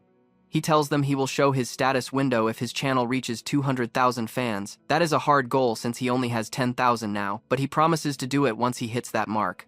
To make the deal better, he adds one more rule so they will not be too upset. He tells them that if he fails to get first place in any game from now on, he will show his stats the moment he loses. The deal works, and now everyone is much more excited for the challenge. They all think Jihan's run will end as soon as he gets a bad team. Right then, the other three players appear. When Jihan sees them, he cannot believe his bad luck. Of all the people, he got the three worst players all at once. The first is the rich kid Jihan beat up not long ago. The second is the mage Jihan used like a toy in his first defense task. The only guy on the team who has not been killed by Jihan yet is the former soccer star Diego. He was a top player from Argentina before the world reset. Right now, Diego looks rough with a messy beard and a weak frame. But something is very strange here. Shiny is the warrior and Kim is the mage, while Jihan is the support. This means Diego must be the archer. In the past, Diego was a mage, so this change is weird. Kim is also not happy to be here. Because Jihan beat him last time, he lost his skills and prizes. Suddenly, a viewer named Sword King Family 898 sets a mission. They offer a huge prize to anyone who breaks the crystal and stops Jihan from winning. The game starts, and Diego goes to work fast. He kicks his soccer ball at the zombies, knocking them off the tower with great aim. He tells Jihan to give him some buffs so he can have more power. Jihan never had the stats for support magic before, so he never tried it. But now that his divine power is higher, he gives it a shot. He uses a strength buff, which proves he has a support class. This makes his fans even more confused about what he truly is. Before he joins the fight, he asks Kim if he is going to behave this time. Golden Light, who is still acting like a fan, wonders how they know each other. The mage knows he has no choice. If he acts up, Jihan will just toss him aside again. He plays nice for now, and Jihan jumps off the tower to fight the monsters alone. Diego thinks Jihan is nuts, and Kim agrees with that. He hates Jihan, and hates being treated like a servant. The mage is fed up. He thinks if Jihan can do what he wants, then he should be able to do the same. Jihan falls into the pit of monsters with a fireball ready to go. With his new mana and the divine power that made his force stat, a few zombies are no threat. He drops a rain of holy fire on them. When he lands, he swings his huge sword and hits the ground hard. The blast is so big it kills everything nearby. Even Diego can't believe a bronze support is this strong, while Goldie just watches in awe. This is all live on stream, and people think he killed 100 zombies in one hit. Next come the blood zombies, which are much bigger and stronger. They run at him but hit an invisible wall. Jihan is testing the power of force to control space. He can make a zone where he stops or moves anything that enters it. Most people do not know this power, but Jihan knows it well. In his past, Baron used Jihan to practice using force. They fought many times, so Jihan learned exactly how it works. Right now, Jihan is a god who can use mana and divine power at once, while also using force. In terms of pure power, he is far above anyone else in the bronze rank. In less than a minute after jumping into the zombie crowd, Jihan has already killed over 100 of them. Last time he had a defense task, he could not finish the 10,000 kills goal. But this time, he is sure he can do it. He just needs to move faster to get it done. With every swing of his blade, dozens of monsters fall easily. To everyone watching, this is just crazy. His fans now see why he was so sure he would keep taking first place in every game. Now, the main issue is getting him to 200,000 followers so they can see his stats. The rest of the team just stands there as Jihan carries them alone, but one person is being very quiet. Do-hyuk has a mean look on his face, and the fans know something is wrong. They tell Golden Light to look at the mage, and Goldie sees the problem right away. Do-hyuk is standing by the crystal with a fireball in his hand. He clearly wants to do something wild. But before he acts, he wants to mock Jihan while he is busy fighting. Now that he thinks he is safe, he lets out all his anger toward Jihan. He calls him names, and then starts to insult his niece, Saya, too. Even the zombies stop moving because they know this is a bad idea. Jihan stays silent as Do-hyuk keeps yelling insults about Saya, even suggesting Jihan did something bad to make her so nice to him. The 55,000 GP prize that made Do-hyuk act so dumb came from the Sword King's family who hate Jihan. That is about 55 million in real money. That huge amount is why Kim has the guts to do this now. Jihan can see what the mage is doing, and his gut tells him there are only two reasons why a coward would act up. Either someone is backing him, or someone told him to do it. He must think that since Jihan is far away, he can break the crystal and run with no trouble. Jihan does not care if people insult him, but talking about Saya is a line he will not let anyone cross. The day he came back and saw Saya, he remembered the nightmare of his old life. To hide a scar from an attack by the Sword King's family, she wore bandages on her face. By the time he found her, she was dead and cold. Back then, he could do nothing but cry while holding her. Now that he has the power to change things, Jihan promised he would never let that happen again and would protect her from anyone. From the heat coming off his body, the fans can tell Jihan is very mad and that the mage crossed a line, but they still think he is too far from the crystal to stop the attack. Today, he will make sure everyone knows what happens when you mess with Saya. When he got force, he realized something while trying to link his cores. He realized he can use nameless divine arts. His power is not at level 30 yet, so he can only copy it. But right now, that is enough. When he put the three powers together, it felt like using the real art. He just has to feel the spark in his feet and let it fill his body like a bolt of light. Then, he just has to jump, moving with the speed of lightning using a special move made to break the sky. The Sword King's kin see Jihan moving and tell the mage to break the crystal fast. Before he can hit it, the other team members run over to stop him. Do-hyuk knocks Goldie back with a fireball before he can get close. Then the mage builds a stronger fireball, but a soccer ball blocks it before it hits the crystal. The mage asks Diego what he is doing, but the star player is always serious about his matches. Right now, he is stopping the mage from spoiling the game. Also, Do-hyuk cursed at a teammate and even insulted his family. That is not something that can be ignored. Do-hyuk tries to argue with Diego, but it is too late. Jihan has arrived and he looks very angry that the mage had so much to say. With nothing left to do but talk, the mage tries to insult Jihan one more time.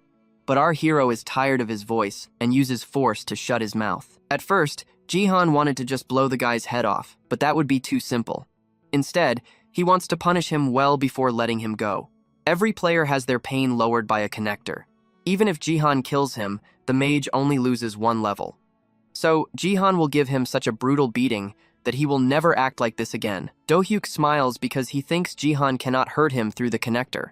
Plus, he already lost his skills, so he thinks he has nothing left to lose. But then Jihan puts a hand on his shoulder, and the man feels terrible pain. He screams, and Jihan tells him to stay calm because they are just starting. The screams ring across the map, and whatever Jihan is doing is causing huge pain. The others watch this cruelty but do not know why it hurts so much. Usually, the connector makes sure nothing hurts that badly, but Diego soon figures it out. As Jihan breaks the mage's body, he uses his other hand to heal him. He is using a bug where a support heals an ally taking damage, causing an overload. During this, the player feels all the pain the connector usually hides. It looks very painful, and Goldie wonders what skill Jihan is using. Jihan is using force to tear muscles and break bones. Only a few top martial artists can do this. It sends a strange energy into the target that breaks them from the inside. Do-hyuk does not understand why he feels everything. To him, it feels like being stabbed with needles and shaken. He cannot take the pain and begs Jihan to kill him. Jihan does what he asks and cuts his head off in one hit. But once the player dies, Jihan looks for where he will revive. When he comes back, Jihan continues the torture. This time, the pain is so bad that Do-hyuk dies from shock.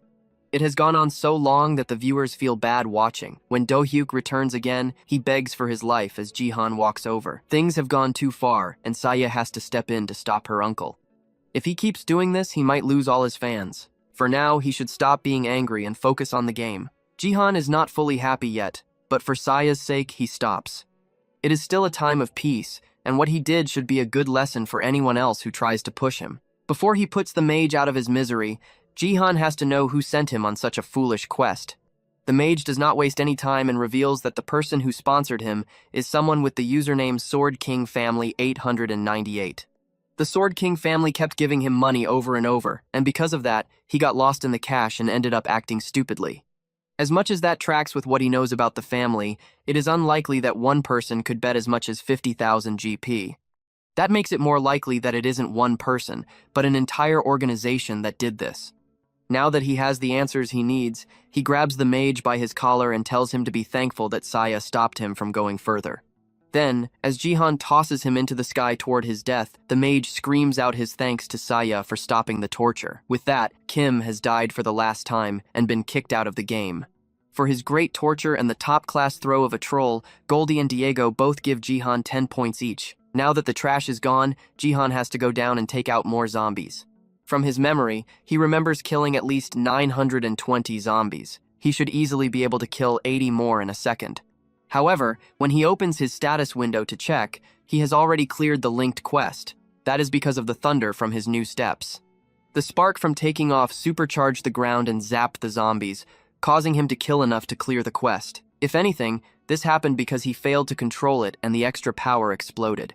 He did not use the full power of nameless divine arts, and only used his 3 cores, so it was not perfect. However, the results were good, so he cannot really complain. For now, he just needs to train more and get a better grasp of his skills. Goldie tries to buddy up with Jihan and asks if he is going down again so they can fight together.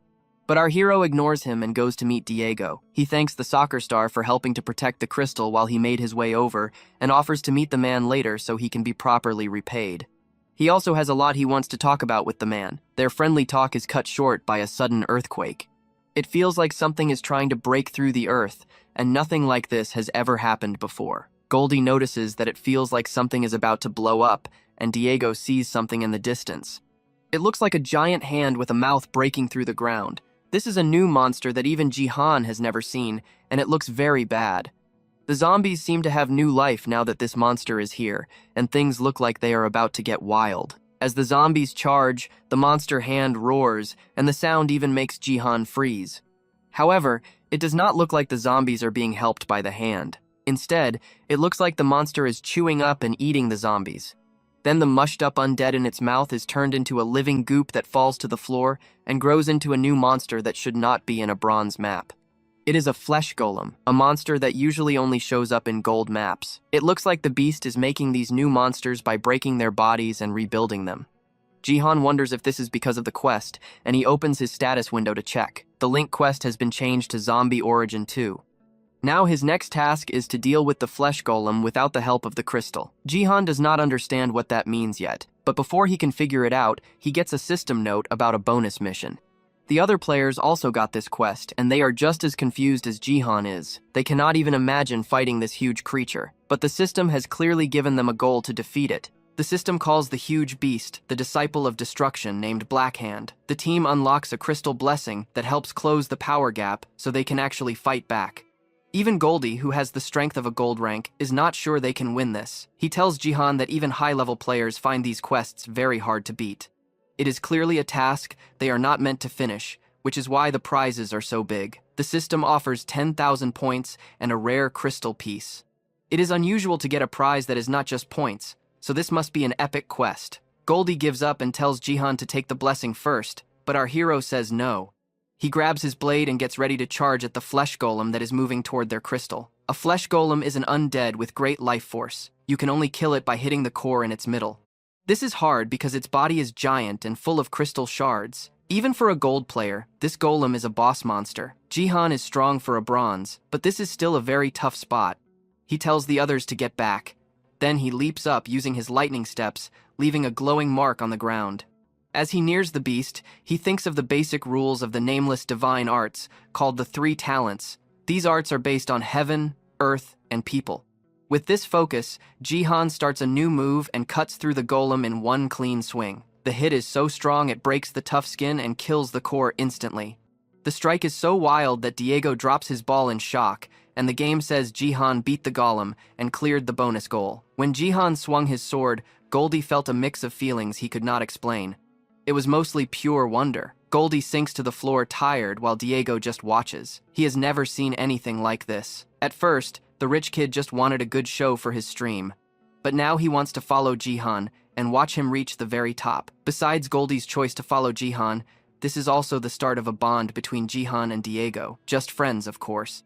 Jihan won his fight, but the other towers are failing. A golem broke the third tower in one hit, ending their game. Jihan's team is now ready to leave. Since they won the bonus, they get 3 times the points and experience. The prizes are great, but Jihan has one more thing to do. He asks to meet Diego in the real world. Diego says no at first because the points are enough pay, but Jihan has a plan. He wants to tell Diego more about his hidden skills. That shocks the soccer star, and Jihan gives a hint by saying he needs to be a mage. He doesn't want to explain it all now, so he asks to talk over a meal. If anyone else said this, Diego would ignore them, but because it is Jihan who just showed such power, he is very interested. Diego gets the hint and sends Jihan a private note so they can fix a time to eat and talk later. Goldie hears them and begs Jihan to let him come too, but Jihan has no interest in the flashy streamer. This meal is meant to pay Diego back for his help. Goldie keeps begging and even offers to edit Jihan's videos for free, but Jihan just logs out while the guy is still talking. Back in his room at the Sword Palace, Jihan looks at his prizes for finishing the second quest. He gets 10,000 points and a crystal piece. The story is not over, as he now has a new quest called Traces of the Disciple for when he hits silver rank. It is good he has force now, but the crystal piece is a letdown. It is a B rank item you can only use once for a holy buff. It can only be used in low ranks like bronze or silver. This buff is usually for top players like Saints because it boosts stats by 50%. Since it only works once in the lower leagues, Jihan finds it a bit useless, but the other prizes are great. He went up 3 levels and got 6,000 GP because of the triple bonus. He is now level 13, with his main stats both at level 17. He only needs 12 more levels for a promotion, which is a very fast speed. Jihan wonders if anyone else has moved up this quickly before.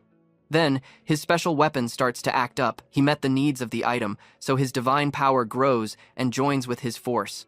Even though the sword is breaking and dropping to E rank, his stats do not go up more. It seems those two powers do not grow the same way. Suddenly, the sword glows with a very bright light. The energy he put into the blade is leaking out because it could not take the force of his move. It is too risky to let it leak, so Jihan has to pull it all back into himself. The light fills the room and even shines outside the building. Nearby, the recruiter who used the name Sword King Family 898 is upset that his plan failed. He was the one who paid the mage to make Jihan lose. He wanted to see Jihan's stats, but failed again. He tried to use the mage's hate and the family name to win, especially since the Sword King left. He knows he has to stop lying about being in that family now. It would have been good if it worked, but he picked a weak player for the job. If the mage had broken the crystal fast instead of talking, it would have worked. Now, he might lose his chance to take Jihan to Japan. Kazuo knows Jihan is a rare talent and wants him for his team, but his bosses will only act if they see hard proof first. They want to know if his gut feeling about the bronze player is right. To prove it, Kazuo needs to see Jihan's status window as real evidence of his worth. Tiida is running out of time and needs to raise the stakes. He has to get Jihan's status window no matter what. Once he succeeds, his bosses will let him use the same secret plan they used to steal the Sword King. Back at the house, Jihan absorbs the wild power from his broken blade. This raises his divine power and finally bumps his force up by 1. He learns that for every 3 points of divine energy, his force grows. Since his martial skill is linked to it, both hit level 18 now. Losing the sword was bad, but the stat boost made it worth it. However, the system gives him a new limit. Since his force is over 17, he can only gain more from A-rank holy items. Those are very rare and hard to find. Saya runs into the room to cheer about getting 50 billion in the bank. Her smile fades when she sees the messy room and Jihan bleeding from his head. He tries to act fine, but she drags him to the bathroom to clean his cuts. Jihan just smiles while she scolds him. Later, with bandages on his head, they go out to eat. After 10 years in the States, Jihan really missed Korean pork belly. This is his first real meal since coming back. He just wants the simple food he remembers. Saya says she is paying and wants him to pick something fancy. Jihan tells her they have plenty of time for expensive food later. But Saya says they won't be together as much soon. She is the student head and needs to go back to school. Her teacher gave her a week, but she needs to be there for the gift room event. Everyone gets a gift on their 18th birthday. Saya's big day is August 22nd, and she is waiting for it. In the past, she hoped for a great power to fix their lives, but she only got an F-rank gift. That was when she finally broke. Jihan cannot tell her the truth yet, so he just tries to make her hope for less. She starts school on Monday, and Jihan says he will drive her every day. She tries to say no, but she is secretly happy he cares. The next morning, they go to the garage and see all the cars are gone. Their greedy family sold every single sports car the Sword King owned. Only one old car is left, the one that belonged to Saya's mother. It was too cheap for them to sell. The keys are inside and it starts up fine. Saya looks worried about the car, but not because it is old. Jihan finds out why when they get to school. A tall, angry, bald man blocks them and yells at them to move. They are currently at the BattleNet Academy where Saya goes to school. In the middle of the parking lot, it looks like a man is trying to start a fight with them just because Jihan is driving an old, cheap car. He tries to force them to move and even calls Jihan a beggar, which causes our hero to calmly step out of the car and tell the man to be very careful with his words. The people standing around quickly realize that he is the famous bronze killer, and they immediately pull out their phones to record the fight so they can post it on the internet. In another place at the Divergent Guild office, Haein jumps up and tells Gong to follow her as soon as she sees the video and realizes exactly where Jihan is. This time, she is going to make sure that Jihan does not look down on her or ignore her anymore. Back at the school, the man keeps trying to provoke Jihan and eventually swings his fist to attack him. Jihan does not try to block the punch and instead uses his force to stop the fist right before it hits his face. Then, before the man can even say another word, Jihan shuts his mouth and slams him down to the ground so that he is kneeling. While Jihan calmly tells the man off for being so stubborn, Saya comes around the car and warns her uncle that a lot of people are watching them. Then, from the car the man was driving before, a young girl about Saya's age sticks her head out of the window and calls her name. Her name is Haezu, and she is the vice president at the academy. It seems like this girl is Saya's friend, and she jumps out of the car to say hello. As she gets out, she asks her driver why he is on the ground, and he lies to her, saying it is only because the floor is slippery. Haezu ignores her driver's excuse and asks Saya where all the fancy supercars from before went. She admits that her father sold all of them, which makes Haezu even more worried. She tells Saya that she should have reached out to her for help. Then, she promises to give Saya a ride to school from now on. The help and the offer are both very sudden, and Saya cannot hide how shocked she is, but Haezu keeps insisting and even says she will tell her father about it. Jihan watches them talk, but something feels wrong to him. He does not remember anyone being this close to Saya in his past life. Later on, Haein and Gong arrive at the academy less than 10 minutes after the video went viral, but Jihan is already gone. A worker tells them that Jihan got in his car and left a while ago, which makes Haein worry even more. She is scared that scouts from other countries might try to take him, and she wants to sign him before they can. Gong stops Haein from biting her nails and tells her to take a breath, so she is forced to accept the situation and come up with a better plan. She failed to find him this time, but from now on, she will follow his live games until she catches him. As she walks away, she watches the match Jihan is playing right now. As for the game itself, the results are already very easy to see. Jihan has a huge lead over the other players, and he is beating all of them way too easily. With his special divine arts and his high martial skills, he can take down all his rivals with no trouble. He is practicing how to focus his mind and adapt quickly to the fight, and it looks like it is working out well for him.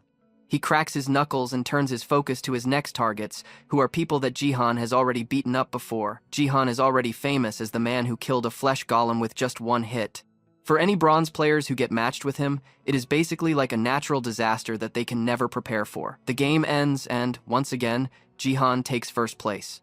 He has won 5 times in a row now, so the system gives him a 200% boost to his experience and points. He also hits level 15, which unlocks the dungeon map as his next goal. The dungeon is a game mode that starts at level 15. Unlike the rest of the game where you just fight, dungeons have traps, mazes, and puzzles that you have to clear to move forward. However, unlike the other modes, this one is for teams, and there is a limit to how far one person can go by themselves. Even the game itself advises that working with a team is a must if you want to play in the new dungeon mode. However, There are way too many people coming after Jihan right now, and if he gets stuck in a group with players who want to ruin his game, he will be in a bad spot. He thinks for a second about joining a guild but changes his mind pretty fast. He does not plan to stay in the lower ranks for very long, and a guild would just be a headache when he wants to leave later. Besides, he is going to hit silver rank soon. Once he makes it to silver, he plans to start his very own guild. Later that evening, it is time for dinner, and Jihan tells Saya to help him get the table ready. The food is set out and the two of them sit down for the meal. Saya is actually shocked that Jihan is such a good cook, but Jihan tells her he just used what they had in the house to make a simple dish. She keeps talking about how great the food tastes, and Jihan promises to make her a real meal next time. He had to cook for himself every day while he lived in the US, so he is very used to being in the kitchen. While they are eating, Jihan asks Saya if she plans to keep getting rides to school from her friend. Saya tells him that she does not want to go in that car anymore because Haezu acted way too weird and made her feel very bad. She kept showing too much worry and asking personal questions until it was just too much for Saya to take. Jihan gets it right away and realizes that being around that girl must be a real pain. There is one more reason though, and it is because her mother's old car feels much more cozy and full of warmth. Jihan feels the same way about it. The next morning, Jihan drives her to school, and this time there is a huge crowd of scouts and reporters waiting at the gate. After the big scene they made the day before, it is no surprise that everyone wants to see him. At this stage, they are acting like total stalkers. Luckily, the school guards are doing a solid job of keeping the crowd back and away from the building. As they pull into the lot, they spot two faces they know waiting there. It is Hyeon and Gong, and it is clear they got there early just to see him. She is even more mad than before because she gave him her card and he never called her. The simple truth is that he just totally forgot about her. This time, however, she has made sure he has no way to run away. She leads him up to the school's rooftop garden so they can have a private talk. It would be a quiet spot if not for all the other scouts camping nearby, hoping to get a word with Jihan. Jihan sees that Hyeon feels more at home than usual, and that is because she used to go to this school, but she is still upset at how he acted. He says he is sorry for forgetting her, but she tells him it is okay since it is a new experience for her. Jihan is the very first person who has ever made her chase him around like this, so she has prepared a deal to match that effort. She offers him a platinum rank contract right there, which comes with amazing perks for anyone who signs. It is such a huge offer that the other scouts start to pack up and go home. Even Jihan is surprised at how much she did just to get him. Then she tells him straight out that this deal only exists because of her. She leans in very close and tells him that these are her true feelings for him. Her move is so bold and direct that the last few scouts who were hoping for a chance give up and walk away. Even Jihan has to say he is impressed by how well she planned this out. As she looks him in the eyes and tries to guess his thoughts, being so close lets him catch the smell of her perfume. He knows that scent right away. It is the same one Zero used when they were best friends. Now he is 100% sure that Hyeon is the Zero he used to know, but now he wonders if her other habits are still the same as well. Hyeon, tired of standing and staring, finally sits back down with a loud sigh. She is annoyed because she cannot get any kind of reaction out of him. On top of that, she still has not even gotten his phone number. It feels to her like she is the only one giving anything in this relationship. Now she is set on getting his phone number no matter what it takes. She tells him that once he looks over the deal, she needs to put her official seal on it, so she will need his contact info to finish things. Her move is very bold, and Jihan sees right away that she is just looking for a way to get his number. He does not say no this time though. Instead, he suggests they make a wager. He tells her that he just reached level 15, and as everyone knows, the very first game after hitting that rank is always a dungeon. Hyeon can hardly believe that Jihan is already level 15. It has been less than a month since he started playing in the BattleNet, and his growth is just insane. But more than that, she finds it crazy that he is trying to gamble with her in a spot like this. It makes no sense to her, but she does not turn it down and asks what his rules are. It is simple, really. He wants to start a game right now, and if he fails to take first place, he will sign the deal with the Divergent Guild, and of course, he will give her his number too. This sounds very risky since so many people are trying to stop him. If he jumps into his first dungeon alone without a set team or guild, he will have to play with random strangers. The offer seems too good to be true for Hyeon, and it is almost scary that he would offer something so lopsided. She agrees and asks what he wants from her if he actually wins. His request is the final part of the puzzle he needs to prove who Hyeon really is. He tells her he wants to see her status window. Right now, her special gift is likely just a buff for experience points, which is a bit of an embarrassing thing to show other people. Seeing her look so unsure pretty much tells him he is right, but he needs to see it with his own eyes to be 100% sure. Just as he thought, she agrees to the bet with some doubt and warns him not to regret it later. Since he wants to start now, she asks if he wants to go somewhere else, but he does not need to move. He enters the game immediately and starts a live stream so they can watch his progress. Just as he thought, he appears in a dungeon called the Conqueror's Tomb. This is a very hard area where a famous ruler sleeps. Many different monsters show up here, but it does not have hard puzzles like mazes or traps. However, there is a big reason why this place is so tough. The only way to win is to make sure every single person in the group stays alive until the very end, so getting good teammates is the most important thing. Jihan enters the tomb, and his new partners appear right next to him. From what he can see, these guys do not look bad at all, and they know who he is right away. It looks like they are all from the same guild, and have very nice gear. They say hello with a lot of respect, and seem truly happy to be on his team. Someone in the chat says, these players are from the Black Eagle Guild. They are known for being nice people, so it looks like they have a good chance to win. The team feels very relaxed now that they have someone as strong as Jihan with them. At first, they tell him they will lead the way while he stays back, but Jihan says no and decides to lead them himself. They try to argue for a second, but it is clear Jihan is someone they can trust, so they happily follow him. Jihan is just glad they are not bad players this time, especially since the rules for this map are so strict. Now he just has to make sure everyone makes it to the finish line. They walk into the first area and the monsters start to show up. The ground begins to move as the sand turns into monsters known as tomb guards. The rest of the team gets ready to fight and asks what the plan is, but Jihan just tells them to stay behind him. He walks calmly into the room full of sand guards. As soon as he gets close, they try to hit him, but he dodges every single attack with no trouble at all. Then he hits back with a basic punch, dropping one of the guards in a single blow. He keeps up the attack, smashing through the defenders without any trouble and clearing them all out before they can even strike him. In just a few seconds, the area is empty, and he tells his shocked partners that they need to keep moving. In this tomb, there are 10 different routes, and each group gets one.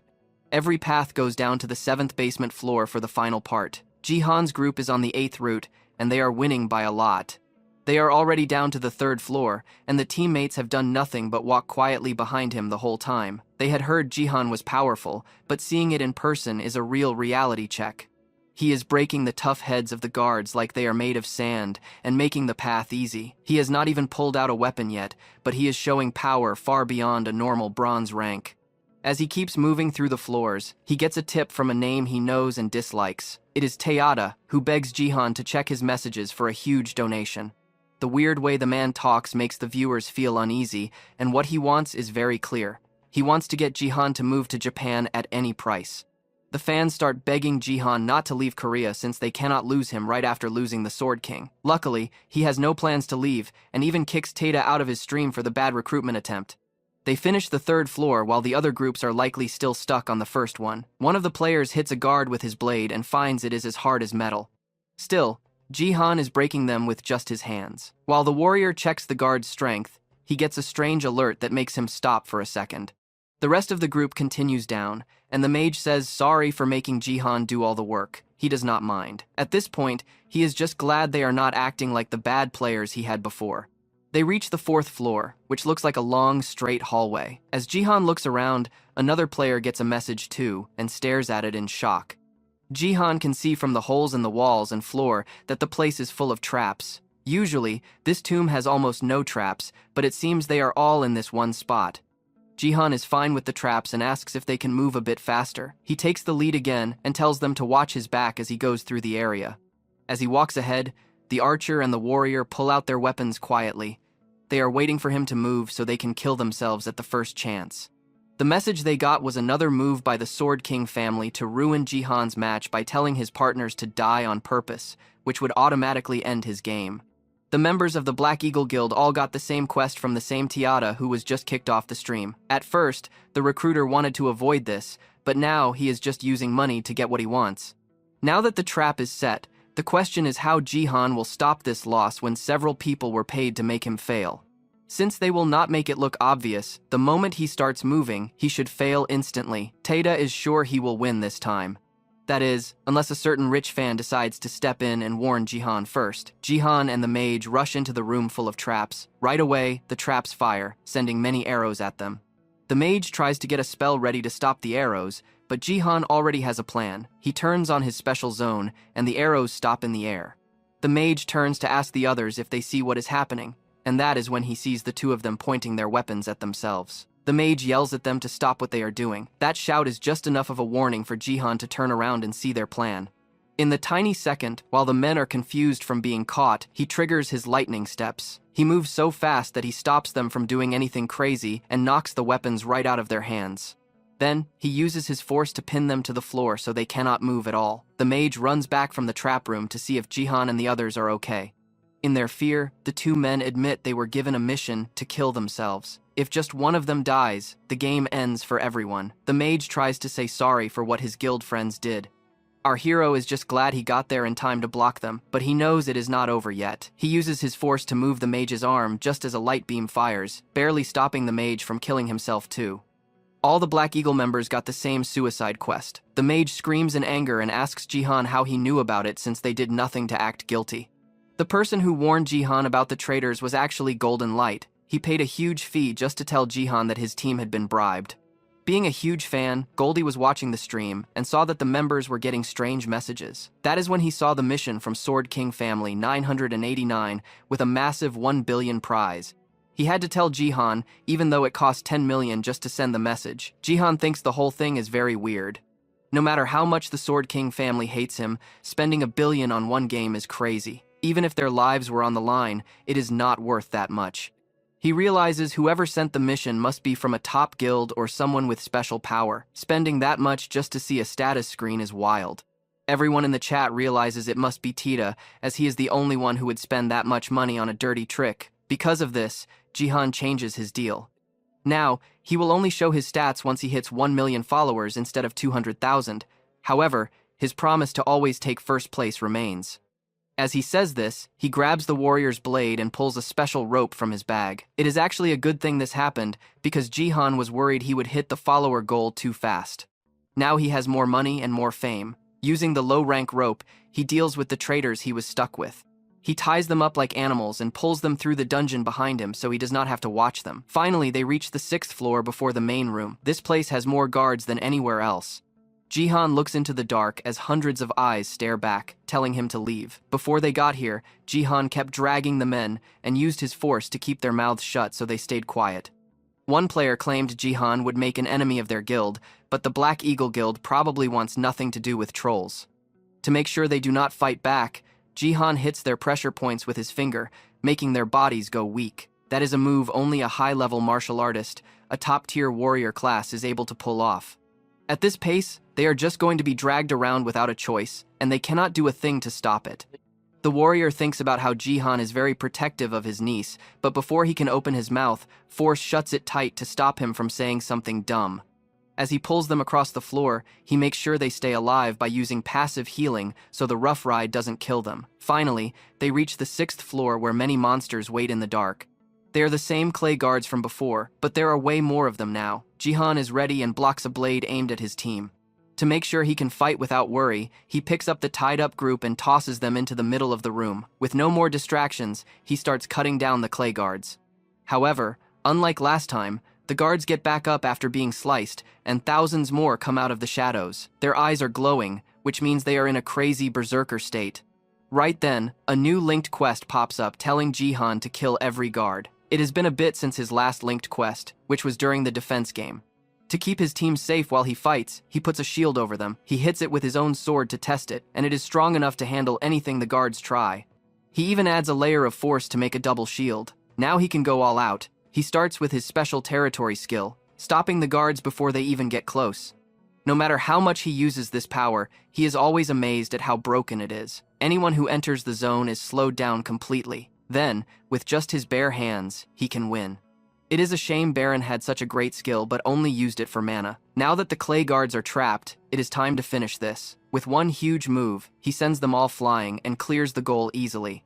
After the 6th floor is done, they finally enter the ruler's room. There they meet the Conqueror, who is the reason everyone must stay alive to win. He calls them thieves who came for his gold. The final rule is simple. All 4 players must give a respectful bow and stand in certain spots. He drops the 3 troublemakers and uses force to untie them, then makes them walk to the right marks to bow. Even though the spots are far apart, Jihan's high force stat makes it easy to control them. He gets them in place and makes them bow to the floor. Once they are all down, he joins them, and the mission is a success. A gate opens for them to go home, but Jihan does not leave. He suddenly gets a secret quest that asks for genuine respect to the statue for 5,000 points and a giant arrow that looks like a spear. Jihan is not sure what the game means by real respect. To test it out, he grabs one of the players and throws him toward the ruler as an offering. The golden horse the ruler sits on grabs the man and eats him, killing him on the spot. The statue takes a second to think about what Jihan is doing, then asks if the king of thieves he means is the ruler himself. Jihan says that a ruler is the best at taking things, and he is just showing real respect. Then he tells the giant statue that instead of all the gold in the room, what he really wants is the arrow sitting on the ruler's bow. Understanding the value of that arrow and wanting to take it is the real respect the game wants him to show. That is the secret rule to finish this hidden task. Right away, the statue shows a big grin and starts to laugh like crazy. It seems very happy with Jihan's show of respect and praises him for it. As a prize, it says it will give Jihan the treasure for showing true respect. Jihan knows what is coming and grabs his blade to get ready. As the statue pulls the phoenix arrow back and takes aim at Jihan, the air gets so hot that the others can hardly breathe. They catch on fire from the flames filling the room, and Jihan starts to burn as well. Things have turned dangerous, and he is not sure he can last until the end. He does not care if his partners die. The real issue is that the moment they die, the weapon he is using will vanish too. Jihan needs to fix this fast. The room gets so hot, the gold melts, and the arrow has not even been fired yet. One of the other players dies from the heat, leaving only Jihan and the warrior. The heat is so strong Jihan can feel it inside him. Right now, he cannot take that arrow head on. His only hope is to hit the bow before the arrow flies. He uses a skill from the nameless divine arts called the ultra speed stab. Just before the ruler can fire, Jihan throws his sword straight at the bow, breaking it in half. The phoenix arrow falls to the floor. At that moment, the statue stops smiling and asks for Jihan's name. It stops calling him a thief and calls him a noble warrior instead. Then it gives the arrow to Jihan as his reward. Just as he thought, the arrow is so big it works as a spear. The statue tells Jihan it looks forward to meeting him on a better battlefield in the future. The game has many worlds, so they will surely meet again. Until then, Jihan will use this new weapon well. As he looks at the spear, his fans are shocked by how he broke the bow. It was so fast that even slow motion cannot catch it. That is because the move is not just fast, it hits one single point with perfect aim. Using it proves he is getting better at his special arts. The first time he tried it, he was shaky and lost a lot of energy. But now, the skill is getting more stable. At this rate, he will soon master the basic martial forms. Now that he finished the secret quest, he is excused from the final test on the 7th floor. Since he does not have to worry about that test, there is no reason to let a guy who betrayed him win. He walks to the warrior, who is barely waking up after the heat. Jihan uses his new spear to kill the man in a second. The game ends, and Jihan goes back to the school roof where everyone was watching his dungeon fight.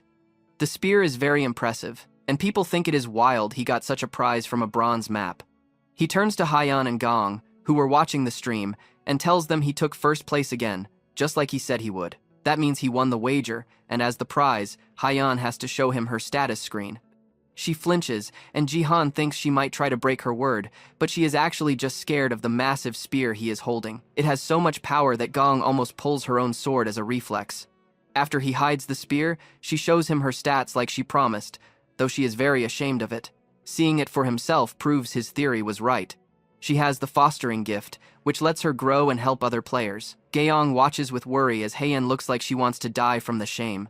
She hates her gift, and was so mad that she spent so much money for something she thinks is trash. She was so upset she even hated going to school and talked bad about the academy. Now she has to show that same skill at the school of all places. Jihan, however, stays quiet. When Haiyan looks up, she sees him smiling.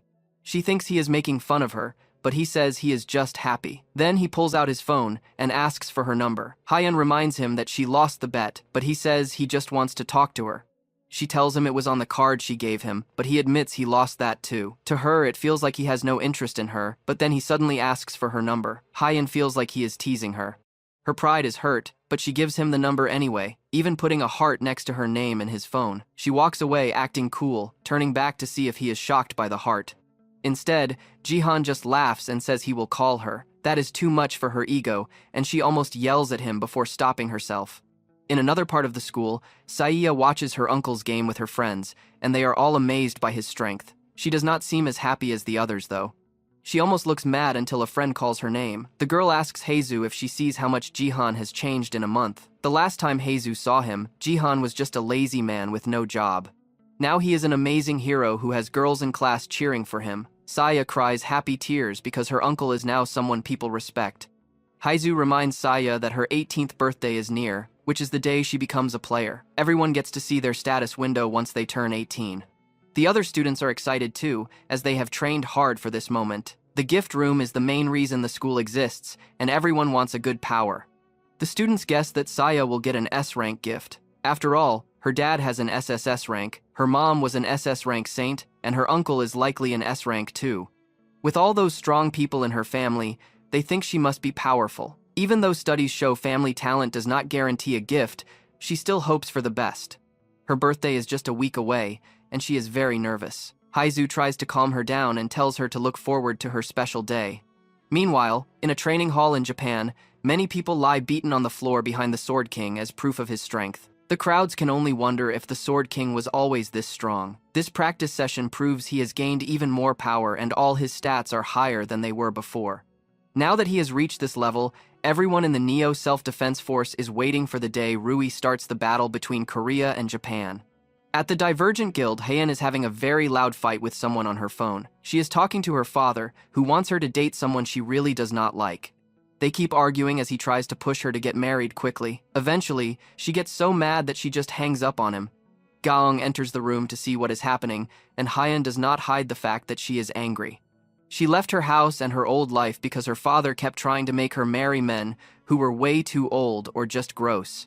This time, he tried to force her to go on a date with an old, bald, and heavy man from the Neo Self-Defense Force. It was a terrible and awkward night, and this has been her life for a long time. Even though she is rich, her father still wants her to marry into more wealth. Gaong suggests she go home to rest, but Haeyeon says no because she feels better at the guild office. Then Haeyeon suddenly says sorry to her bodyguard. She knows Gaong has no free time because she is always working. With an S-rank gift, her skills would be more useful doing something else. Gaong does not mind and tells Haeyeon that being a guard is her job and her own choice. For now, she will stay by her side until Haeyeon takes over the company. However, the recruiter does not want to do that. Instead, she wants to be on her own so she can make her own cash and live how she wants, without her parents nagging her to marry. That would be a good plan if Haeyeon's main way of making money wasn't gambling. It might be legal, but she keeps losing every bet, so it is unlikely she will get rich this way. But this time, she is sure she will win a lot of money. This is because of the upcoming Korea versus Japan match. It is a sad thing, but almost all Koreans are betting that Japan will win. People do not want to say it, but everyone knows Japan is the favorite. Her phone buzzes with a text from Jihan, and what it says makes her eyes go wide. The next day, Jihan keeps his word and takes Diego out for a good meal to thank him for his help in the game. They go to a very nice place where Diego tries Korean beef for the first time, and he can tell it costs a lot. Jihan does not care and tells him to order whatever he wants. He asks for a drink, so Jihan gets him some soju. In an instant, Diego mixes the drink perfectly, even better than most people could. Then he eats the meat, and it tastes so good he can hardly talk. Now that they are friends, Jihan tells Diego to speak more freely and relax. They talk and drink, and as time goes on, Diego admits he is a bit bitter about how his life turned out. If it were not for the BattleNet, he would not be living like this. He was a soccer star and one of the best on the planet, but in a second, he hit the bottom. Because of that, he could not make enough money to take care of himself, and his family left him. Jihan knows exactly what he means. He was once a world star who had everything. But when the BattleNet started, people stopped caring about sports, and just like that, he lost all his fans. Eventually, soccer and the big leagues vanished, as people forgot the game. Nothing more needs to be said when a world-class athlete is forced to live in Korea, just teaching kids how to play. Diego stops chatting about himself and suggests they get to the point. Jihan lately told him he should become a mage, and he wants to know the reason. It is because of the gift Diego has. It boosts any gear that looks like a soccer ball, and it is an SSS rank gift too. Because of that, Diego takes a ball everywhere he goes. But he is not sure if he can be a mage since his mana stat is very low. To show he is serious, Jihan pulls out an item he got just for Diego. It is an Arachne's orb, a B-rank magic item from the spider tribe. The orb is covered in spider webs, making it very bouncy. Since spiders only use feet, the orb counts as a ball, making it perfect gear for Diego. This item will reveal the real Diego, who was the strongest mage to ever live in Jihan's past life. Diego nervously asks for the cost, and Jihan tells him it is about 50 million. Hearing that huge price wakes Diego up fast. That is more money than the down payment on his home. Usually, Diego could not buy this even after saving for 10 years. Jihan is not finished yet, though. He wants to give Diego this orb for free and even plans to help him with money. The former soccer star cannot believe what Jihan is saying, but our hero has more to say. He wants Diego to join the guild he will start when he hits silver rank. Naturally, Diego asks if Jihan has enough money for all of this. Jihan is sure he does, though he is also certain he is about to make much more very soon. Then he shows Diego his phone, and what is on it makes the soccer star think Jihan has lost his mind. It is a bet on the match between Japan and Korea, and it says Korea will have 1 win and 3 losses. He sends this to Hyeon too, but she does not believe it. There is no way Korea can win against the Sword King, but his guess will be proven right soon because the game has finally started. Diego cannot believe Jihan thinks Korea will get even 1 win. It is almost impossible for him to imagine. He is not being mean to the Korean team, but the Sword King is on a total other level. He is so strong he can beat a whole team by himself. Jihan knows why it is hard to believe, but it is easier to show than to explain. Jihan picks up a remote and turns on a TV near their table to watch the live match. The big game is starting, and the goal is to beat every player on the other team. There are 5 rounds, and the first to 3 wins the battle. Rui starts the charge right away and tells his team to follow, but the others wait. They do not want to follow him and do not see him as a teammate. It is not just because he is Korean, but because they had a longtime friend on the team who was kicked out so the Sword King could play. Because of that, they ignore Rui's plan. While they argue, a Korean player hits Rui with a strong attack. The hit lands perfectly, shocking both the Japanese and Korean teams. They see a chance and rush in to attack before he can get up. They want to kill the Sword King first and then the others. Rui stops them with one swing of his blade, cutting the ground in front of them. Then, to rebel against his own team, he stabs himself in the chest, taking himself out of the first round. That gives the first point to the Korean team, shocking everyone. It counts as a Korean kill even though Rui did it to himself. Now Jihan's guess is starting to make sense, but the big question is how he knew this would happen. Jihan cannot reveal the truth, so he just tells Diego to pay attention to the game for now. With Rui out of the picture, the Korean squad has a very easy time taking out the rest of the Japanese players, giving Korea the first win. The MVP award goes to the support player who landed the original spell on the Sword King. Things have taken a very strange turn, but it is exactly what Jihan said would happen. Everything is going just like it did in his previous life, right down to the betting odds on the app. In the locker room, the Japanese team yells at Rui for his wild choice. He is supposed to represent their country, but he killed himself just to make a point. Rui is sick of their complaining and calls them a bunch of losers with no skills. He sees why they always lost to Korea before and is tired of being around them. He does not care about their friendships and calmly warns them that if they do not follow him as their leader, he will keep killing himself in every round until they give in.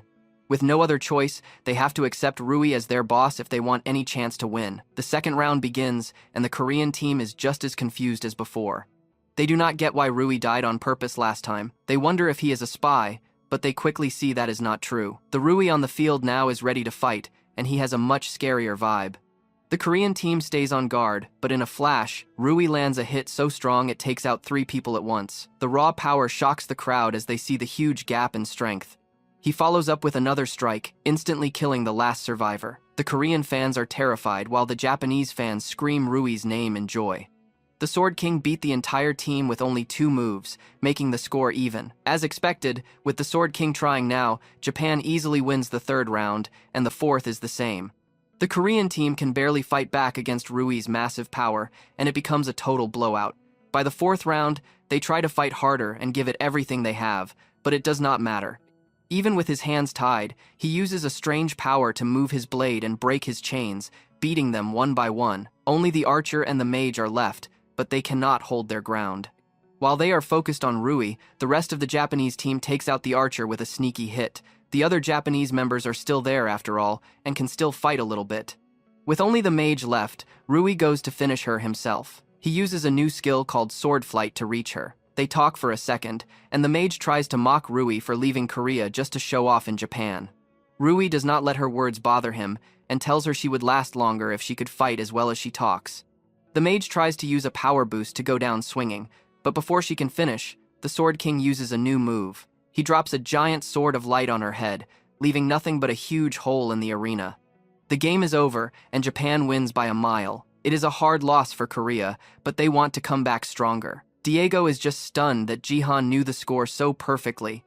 Jihan lies and says he saw it in a dream, and that dream just made him a mountain of money. It is a great win for him, but he is still worried about how strong Rui looked on screen. The Sword King is far more powerful than Jihan recalls. At this speed, our hero might not be able to beat him. In fact, the nameless divine arts may not even be enough to win. On top of that, he has an SSS rank gift called Twin Sword Peak, which makes him even more lethal. Even if the odds are against him, Jihan does not care. He will make sure that no matter how much the Sword King grows, he will grow even more. The two will eventually fight, and it will be a legendary battle. Someone else is much more excited about her betting win than Jihan, though. Hyeon managed to turn 5,000 into 200,000. She never thought she would see this day, and it is all because of Jihan. Sadly, she still ended up about 20,000 inches debt from her total bets in the game. After listening to Jihan's tip, Hyeon was sure South Korea would lose 0-3 and bet heavily against them. She put 200,000 on Korea, losing every single round, and that is how she ended up with a loss. Back with Jihan and Diego, they moved to the main topic, the fact that Jihan wants to sign the soccer star to a contract. Diego does not get why Jihan wants him so badly, because he does not think he is worth the trouble, but Jihan is sure this deal will pay off. He tells Diego that the same vision he used to guess the Korea-Japan match is what tells him Diego will be a huge asset later. Jihan is very sure of this choice and wants Diego on his side at any price. Diego is meant to be the strongest mage in the world, so this deal is just an investment for Jihan. Diego hasn't had anyone want him this much since he was a soccer star. He missed being an important part of a team. After BattleNet started, he thought he would never feel this way again. Now Jihan has appeared out of nowhere to give him a new light of hope. There is no reason to say no to such a great offer. Diego happily stands up and reaches across the table to shake Jihan's hand. He will never forget the kindness Jihan showed him today and is set on paying him back 10,000 times over. Jihan smiles and says he is looking forward to that day. Meanwhile, Gaong is fighting her own battles in a gladiator match. She is not as skilled as Jihan, but she still beats the competition easily and is known for always being at the top. People usually team up to stop her, but she always sends them flying. The game ends as she kills the last two enemies, and once again she takes first place. Her 5 kills are not bad, but she cannot be happy with just this. She has to get stronger to match the Sword King's power and Jihan's status as a legend. Gong started to get lazy after joining the guild and has to do better now. Saya is having a hard time too and reads about her father's win with a sad look. She tries to hide it, but everyone can see she is not doing well. Haizu offers to stay at her house to help her feel better, but Saya says no. She is just glad Haizu is driving her home since her uncle was busy and could not get her today. The driver even says sorry again for trying to fight Jihan the other day. Then he brings up a topic they talked about before and asks if Saya has thought about it. The Sword King's daughter still seems unsure about whatever they were talking about. Their talk is cut short when the car stops fast. Haizu angrily asks why he stopped, but the reason is a huge crowd blocking the car right in front of them. They have reached the Sword Palace, and a massive group of people is waiting right outside the building for her. Jihan finishes his talk with Diego and heads home by jumping across the rooftops. He feels much lighter now that he is stronger and has grown so much lately. He stops to enjoy the view from a high ledge, looking down at the quiet streets below. This reminds him of how he used to relax on roofs back in America, making him feel a bit nostalgic. Now he has seen for himself what kind of person Rui really was in this time. In his old life, he never actually got to fight the Sword King. Back then, when many countries had vanished and Jihan was becoming a top player, the Sword King just disappeared without a trace. Jihan still has no idea why he left. He is definitely as powerful as Jihan was at his best. Even though he is growing fast, Jihan knows he cannot slow down. He has to become even stronger than he was before. To do that, he needs to master the full nameless divine arts as fast as he can. After his short rest, he continues home where a crazy scene is waiting for him.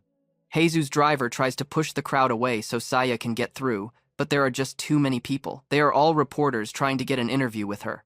Even though the big driver tries to stop them, they keep pushing toward the car. They shout questions about the Sword King's match, and even blame her for being mean to him in her past videos. They act like vultures, and the scene is way too much for Saya to handle while she is already upset. Saya hides her face as the reporters press their cameras against the glass to get a look at her. Because of this, she does not see the small smile on her friend's face while she pretends to help her. Suddenly, an angry voice calls out as Jihan arrives.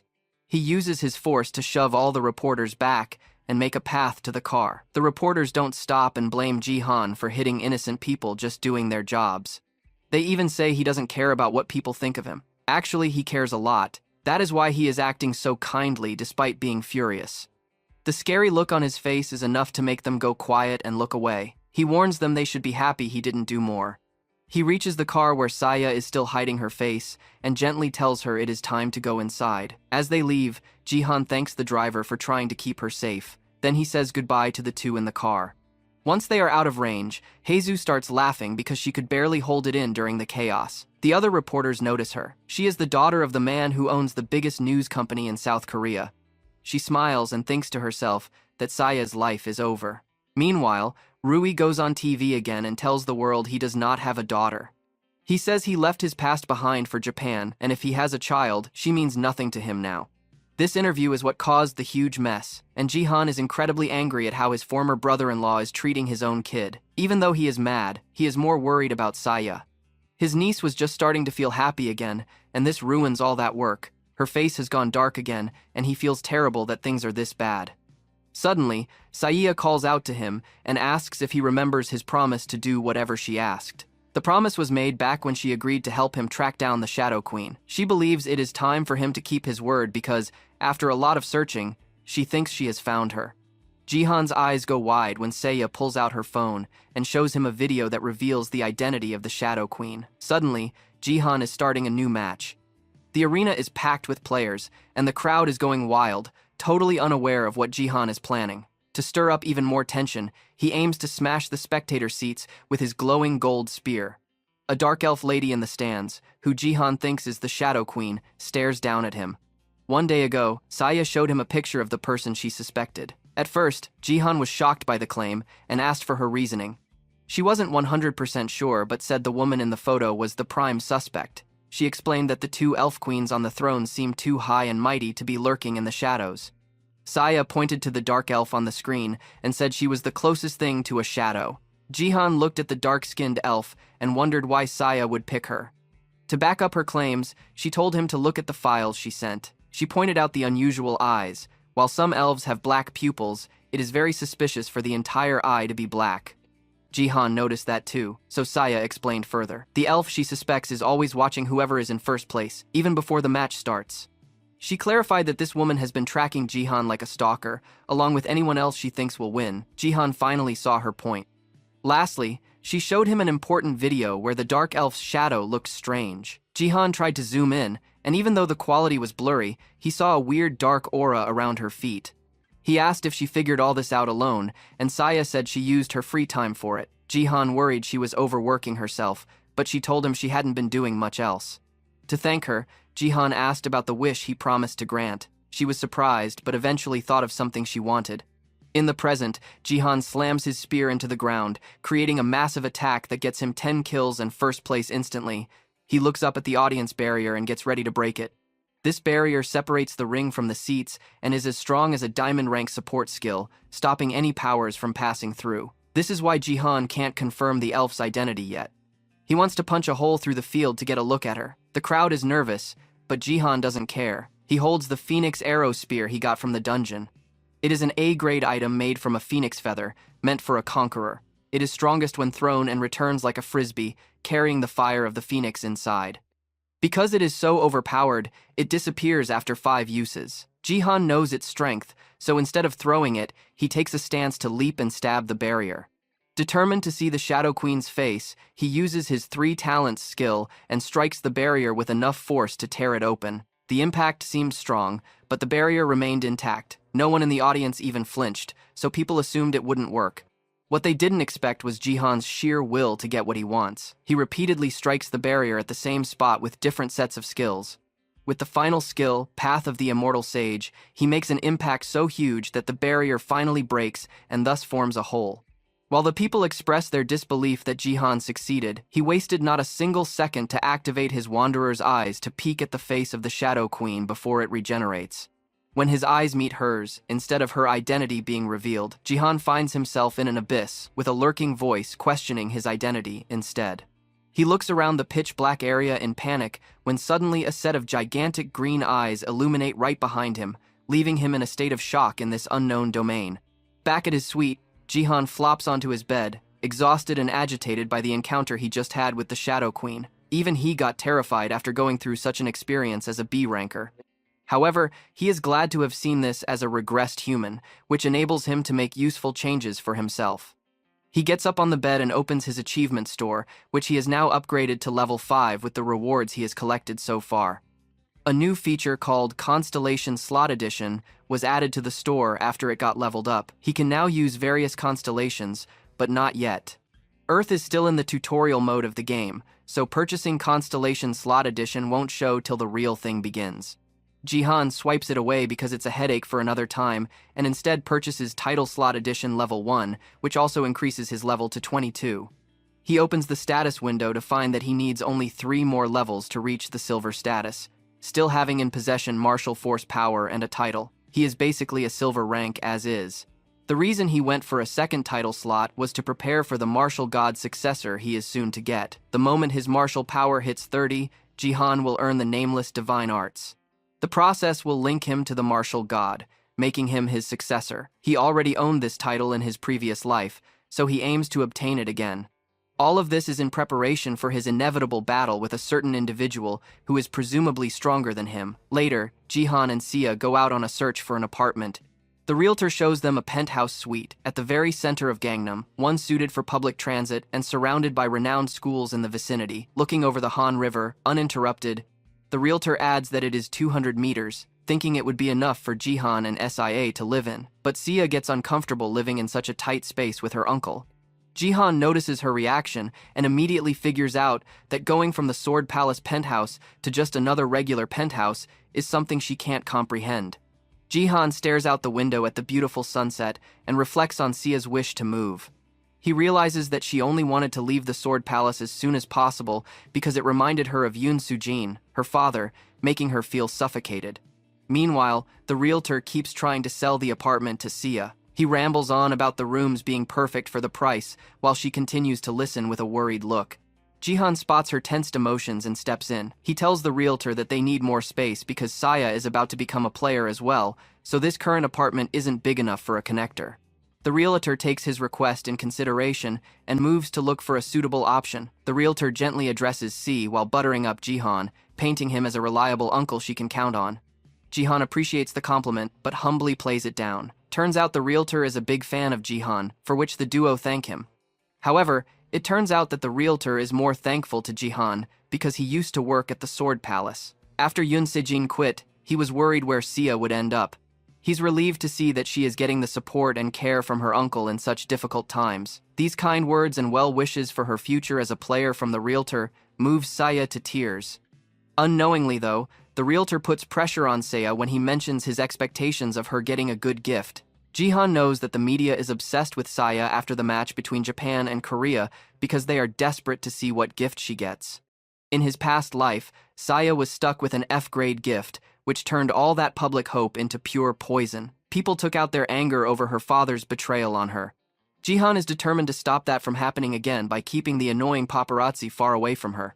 Meanwhile, Haizu, who pretends to be Saya's friend but is actually the granddaughter of a big media boss, is giggling on the phone. She happily leaks the date of Saya's birthday to the news and promises to get them an interview at the school's gift center.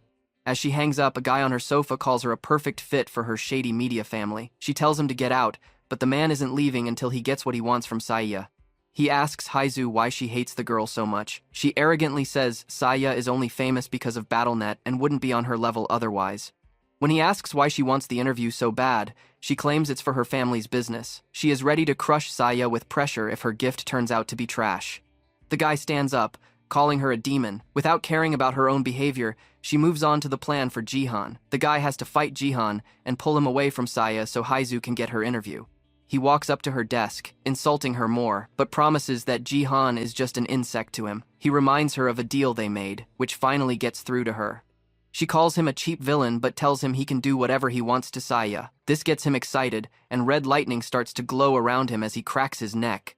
At the academy in Seoul, only 14 hours before Saya gets her gift, Haeju is sticking to her like a leech, trying to force the interview.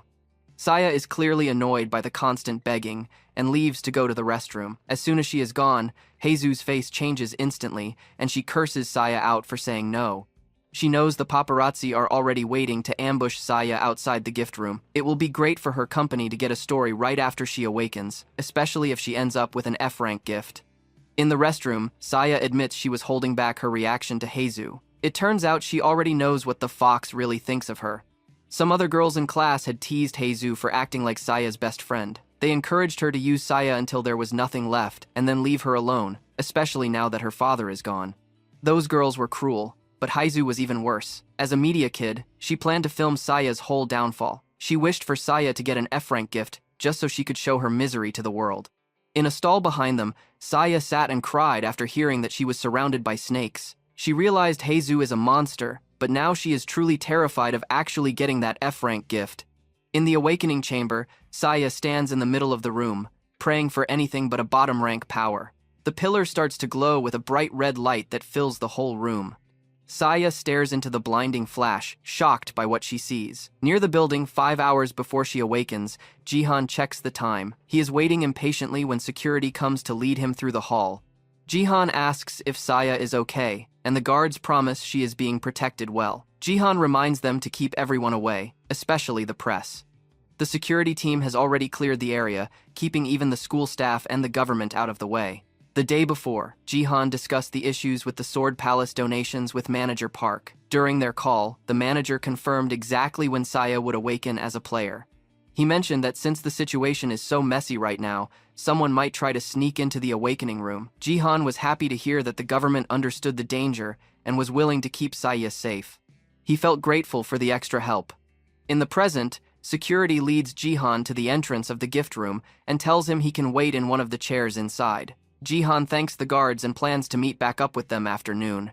As he sits down, he feels a bit nervous about what gift Saya might get, but he quickly pushes the worry away because this time he is there to protect her.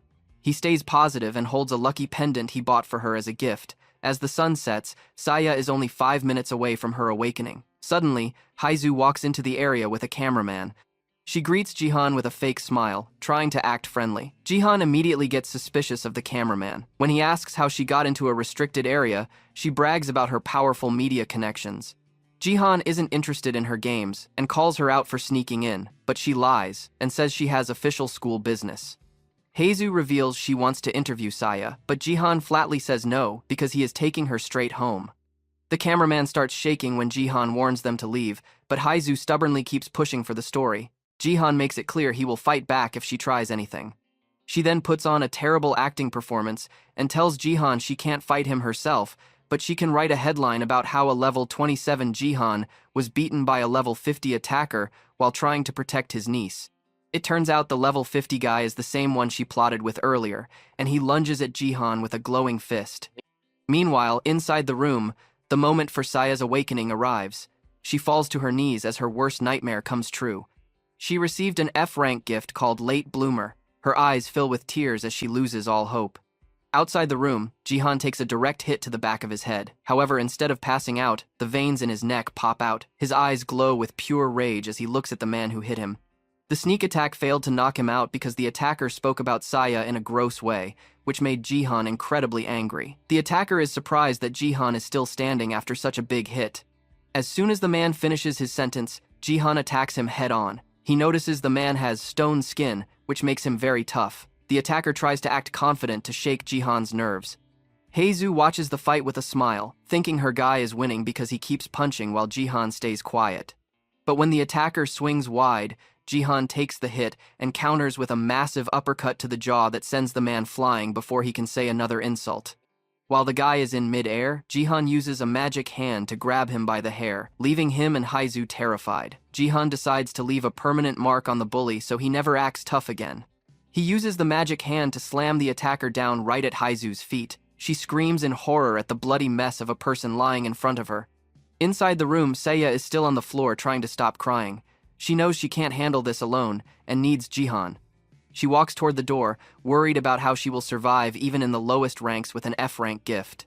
The late bloomer description is very vague, only saying she will reach her potential much later, which just makes her more upset. The moment she steps out, her sadness turns into total shock.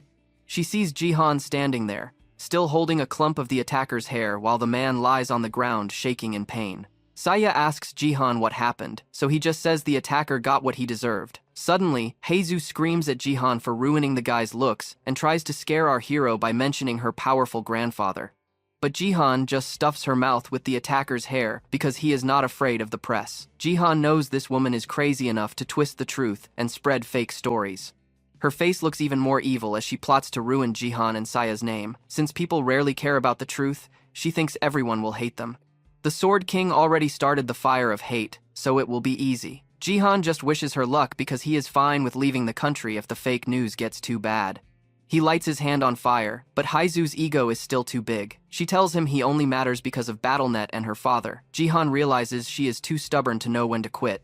So, he traps her in his flames and causes a loud blast in the building to show her what happens if she touches them again. Later in the car, Saya asks Jihan if it was okay to punish Haezu like that, since her family owns the biggest media group. Jihan casually puts on his seatbelt and tells her not to worry. He knows a giant company won't risk their name over a spoiled granddaughter's drama. Saya is impressed by how calm he is. Moving on, Jihan asks about her gift, so she tells him about the late bloomer, which he already knew. Before she can get sad, Jihan opens his own stat window for her. It is the first time he has shown anyone, and Saya finally sees it. Even he has an F-rank gift, the Wanderer's Eye.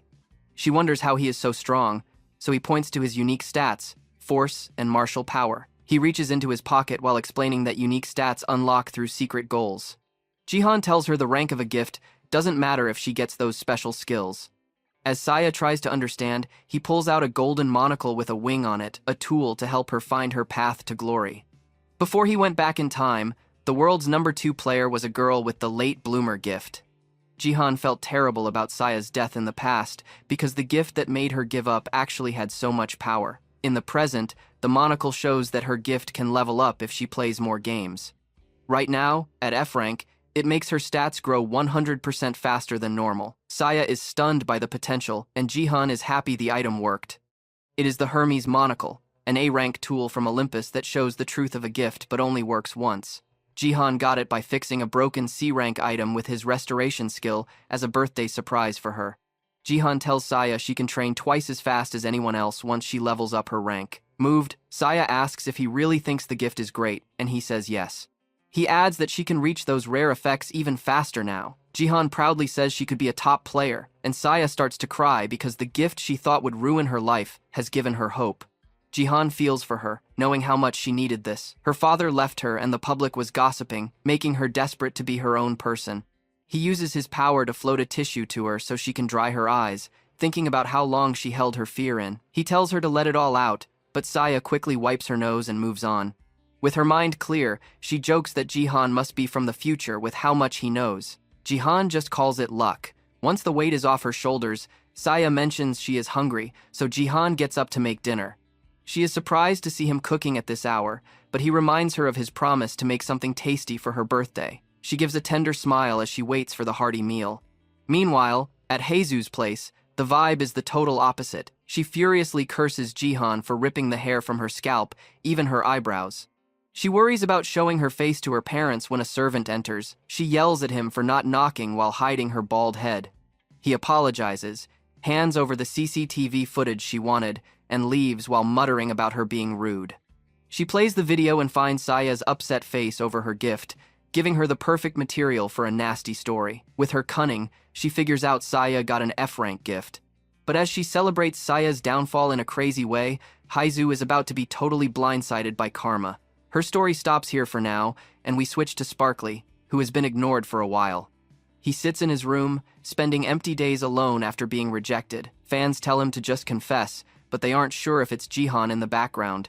He imagines himself as a knight who saved Jihan after beating the ugly flame mage and the dirty eagles. That really happened, but unlike his dream, he jumps up and shows he really wants to be Jihan's manager, though the fans doubt it. He hopes Jihan sees his notes. But our hero is busy killing monsters in a blood-red ghost town. Using his flashy gold spear, Jihan easily wipes out all the mobs at once. His teammates just eat popcorn on the side, watching absolute cinema. The fans feel the same as Jihan solos the whole thing. He uses his nameless divine arts to trigger his lightning steps as he moonwalks to the finish and takes first place. His teammates only regret not having flavored popcorn. Jihan hits level 25 and can now enter silver promotion fights. Fans are excited to see him move up since bronze is too easy. Jihan is picked for the top 100 inches, the Bronze League, and becomes the league's ruler for having the best win rate. Jihan and the fans are shocked that someone from Korea will be in the global top 100 promotion fight on August 25th. Being in the global top 100 means his results were among the best in the world, guaranteeing his move to silver. He is now a target known as the Precious Top 100, which is special. This promotion fight will be a battle royale between the 100 players, a survival game that ends only when one person wins. It's a stage to find the true number one. Fans and Jihan nervously check the list of the top 100. One name jumps out at Jihan, Baron. He expected him to be there as the top bronze player from America, but this meeting is sooner than he thought. Jihan is in a tough spot because he never beat Baron before, so he might lose again. The main reason Jihan made the top 100 was his unique stat, Force. Unlike martial power, which only boosts strength and speed until the nameless divine arts are unlocked, Force is a unique stat that goes beyond reality by giving the user absolute territory, mana boost, and telekinesis. Also, there are different levels to this. The power Baron had using Force was on a whole other level. Force is tied to mana and divine power. With great mana comes great force. Baron, having double the mana, meant he possessed superior force as well. Jihan's precise control simply cannot overcome that kind of absolute power.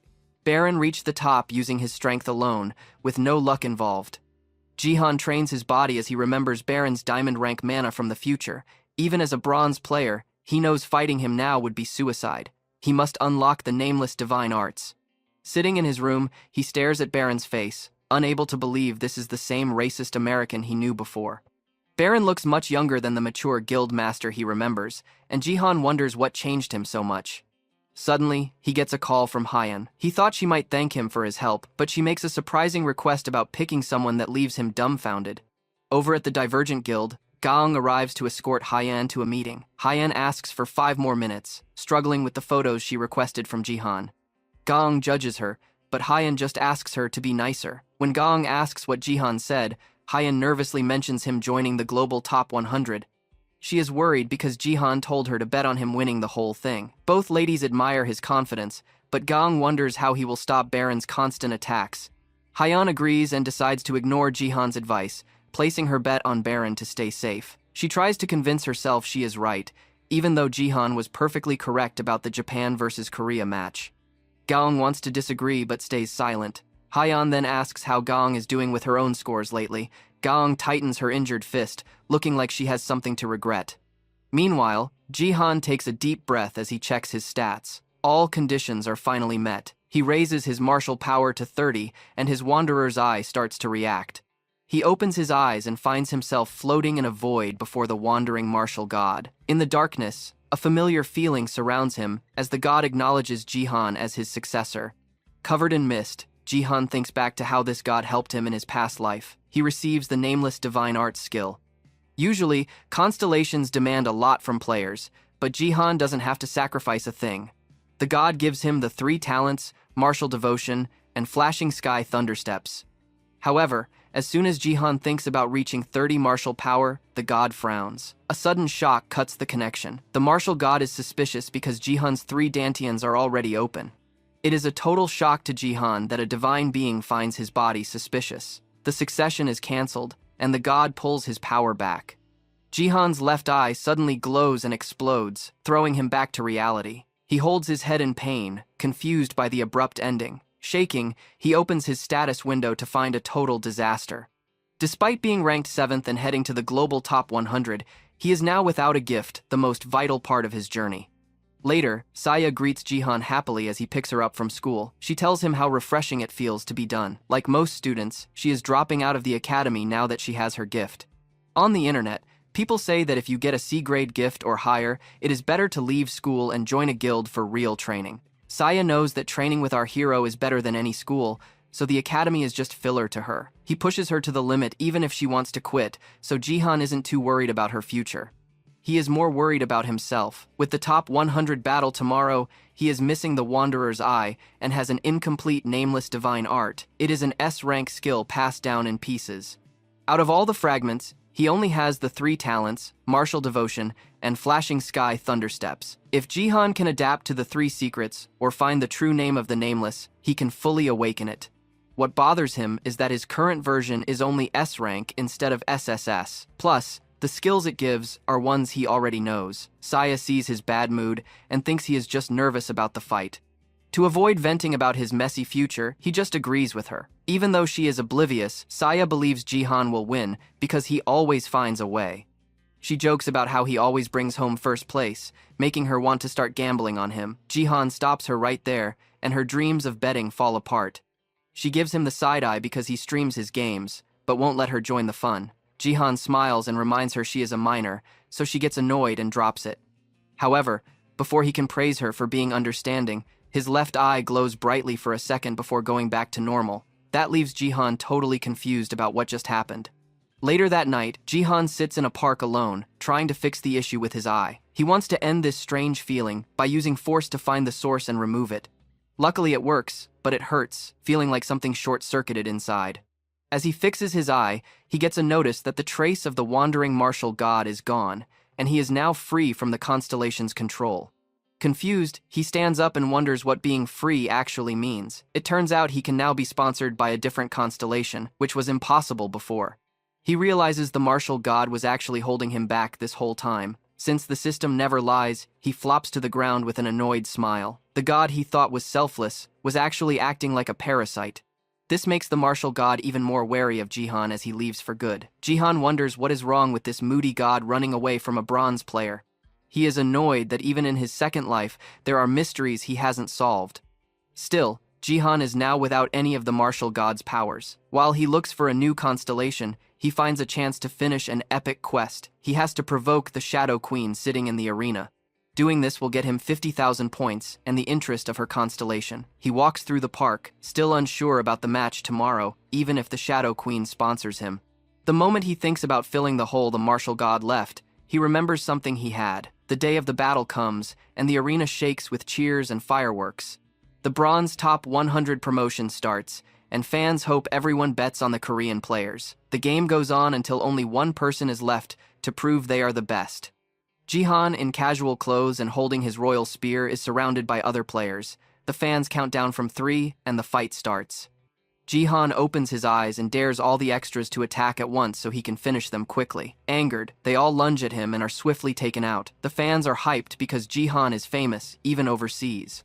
Known as the Feared One, a name from his fans, Jihan uses every move he has to counter different classes. He stabs a warrior and runs straight at a mage, knocking them out with one punch. Jihan knows that besides Baron, nobody else is on his level. However, the moment he lowers his guard to save energy for their inevitable clash, a familiar blade strikes.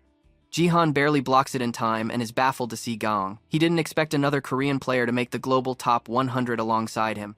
In his past life, after the Space League started and death became permanent, no one from South Korea dared to face the Sword King except for the Plum Blossom Sword, Gong, who was his potential successor. In the present, Jihan is confused by her presence in this elite match and wonders if the timeline has shifted as he dodges her non-stop strikes. He counters with his lightning steps and goes on the attack with his spear. He realizes the future hasn't changed, but Gong has definitely grown stronger. As they trade blows, Jihan sees how much she has improved, using light footwork to land heavy, effective hits. He wonders what she went through while he wasn't looking.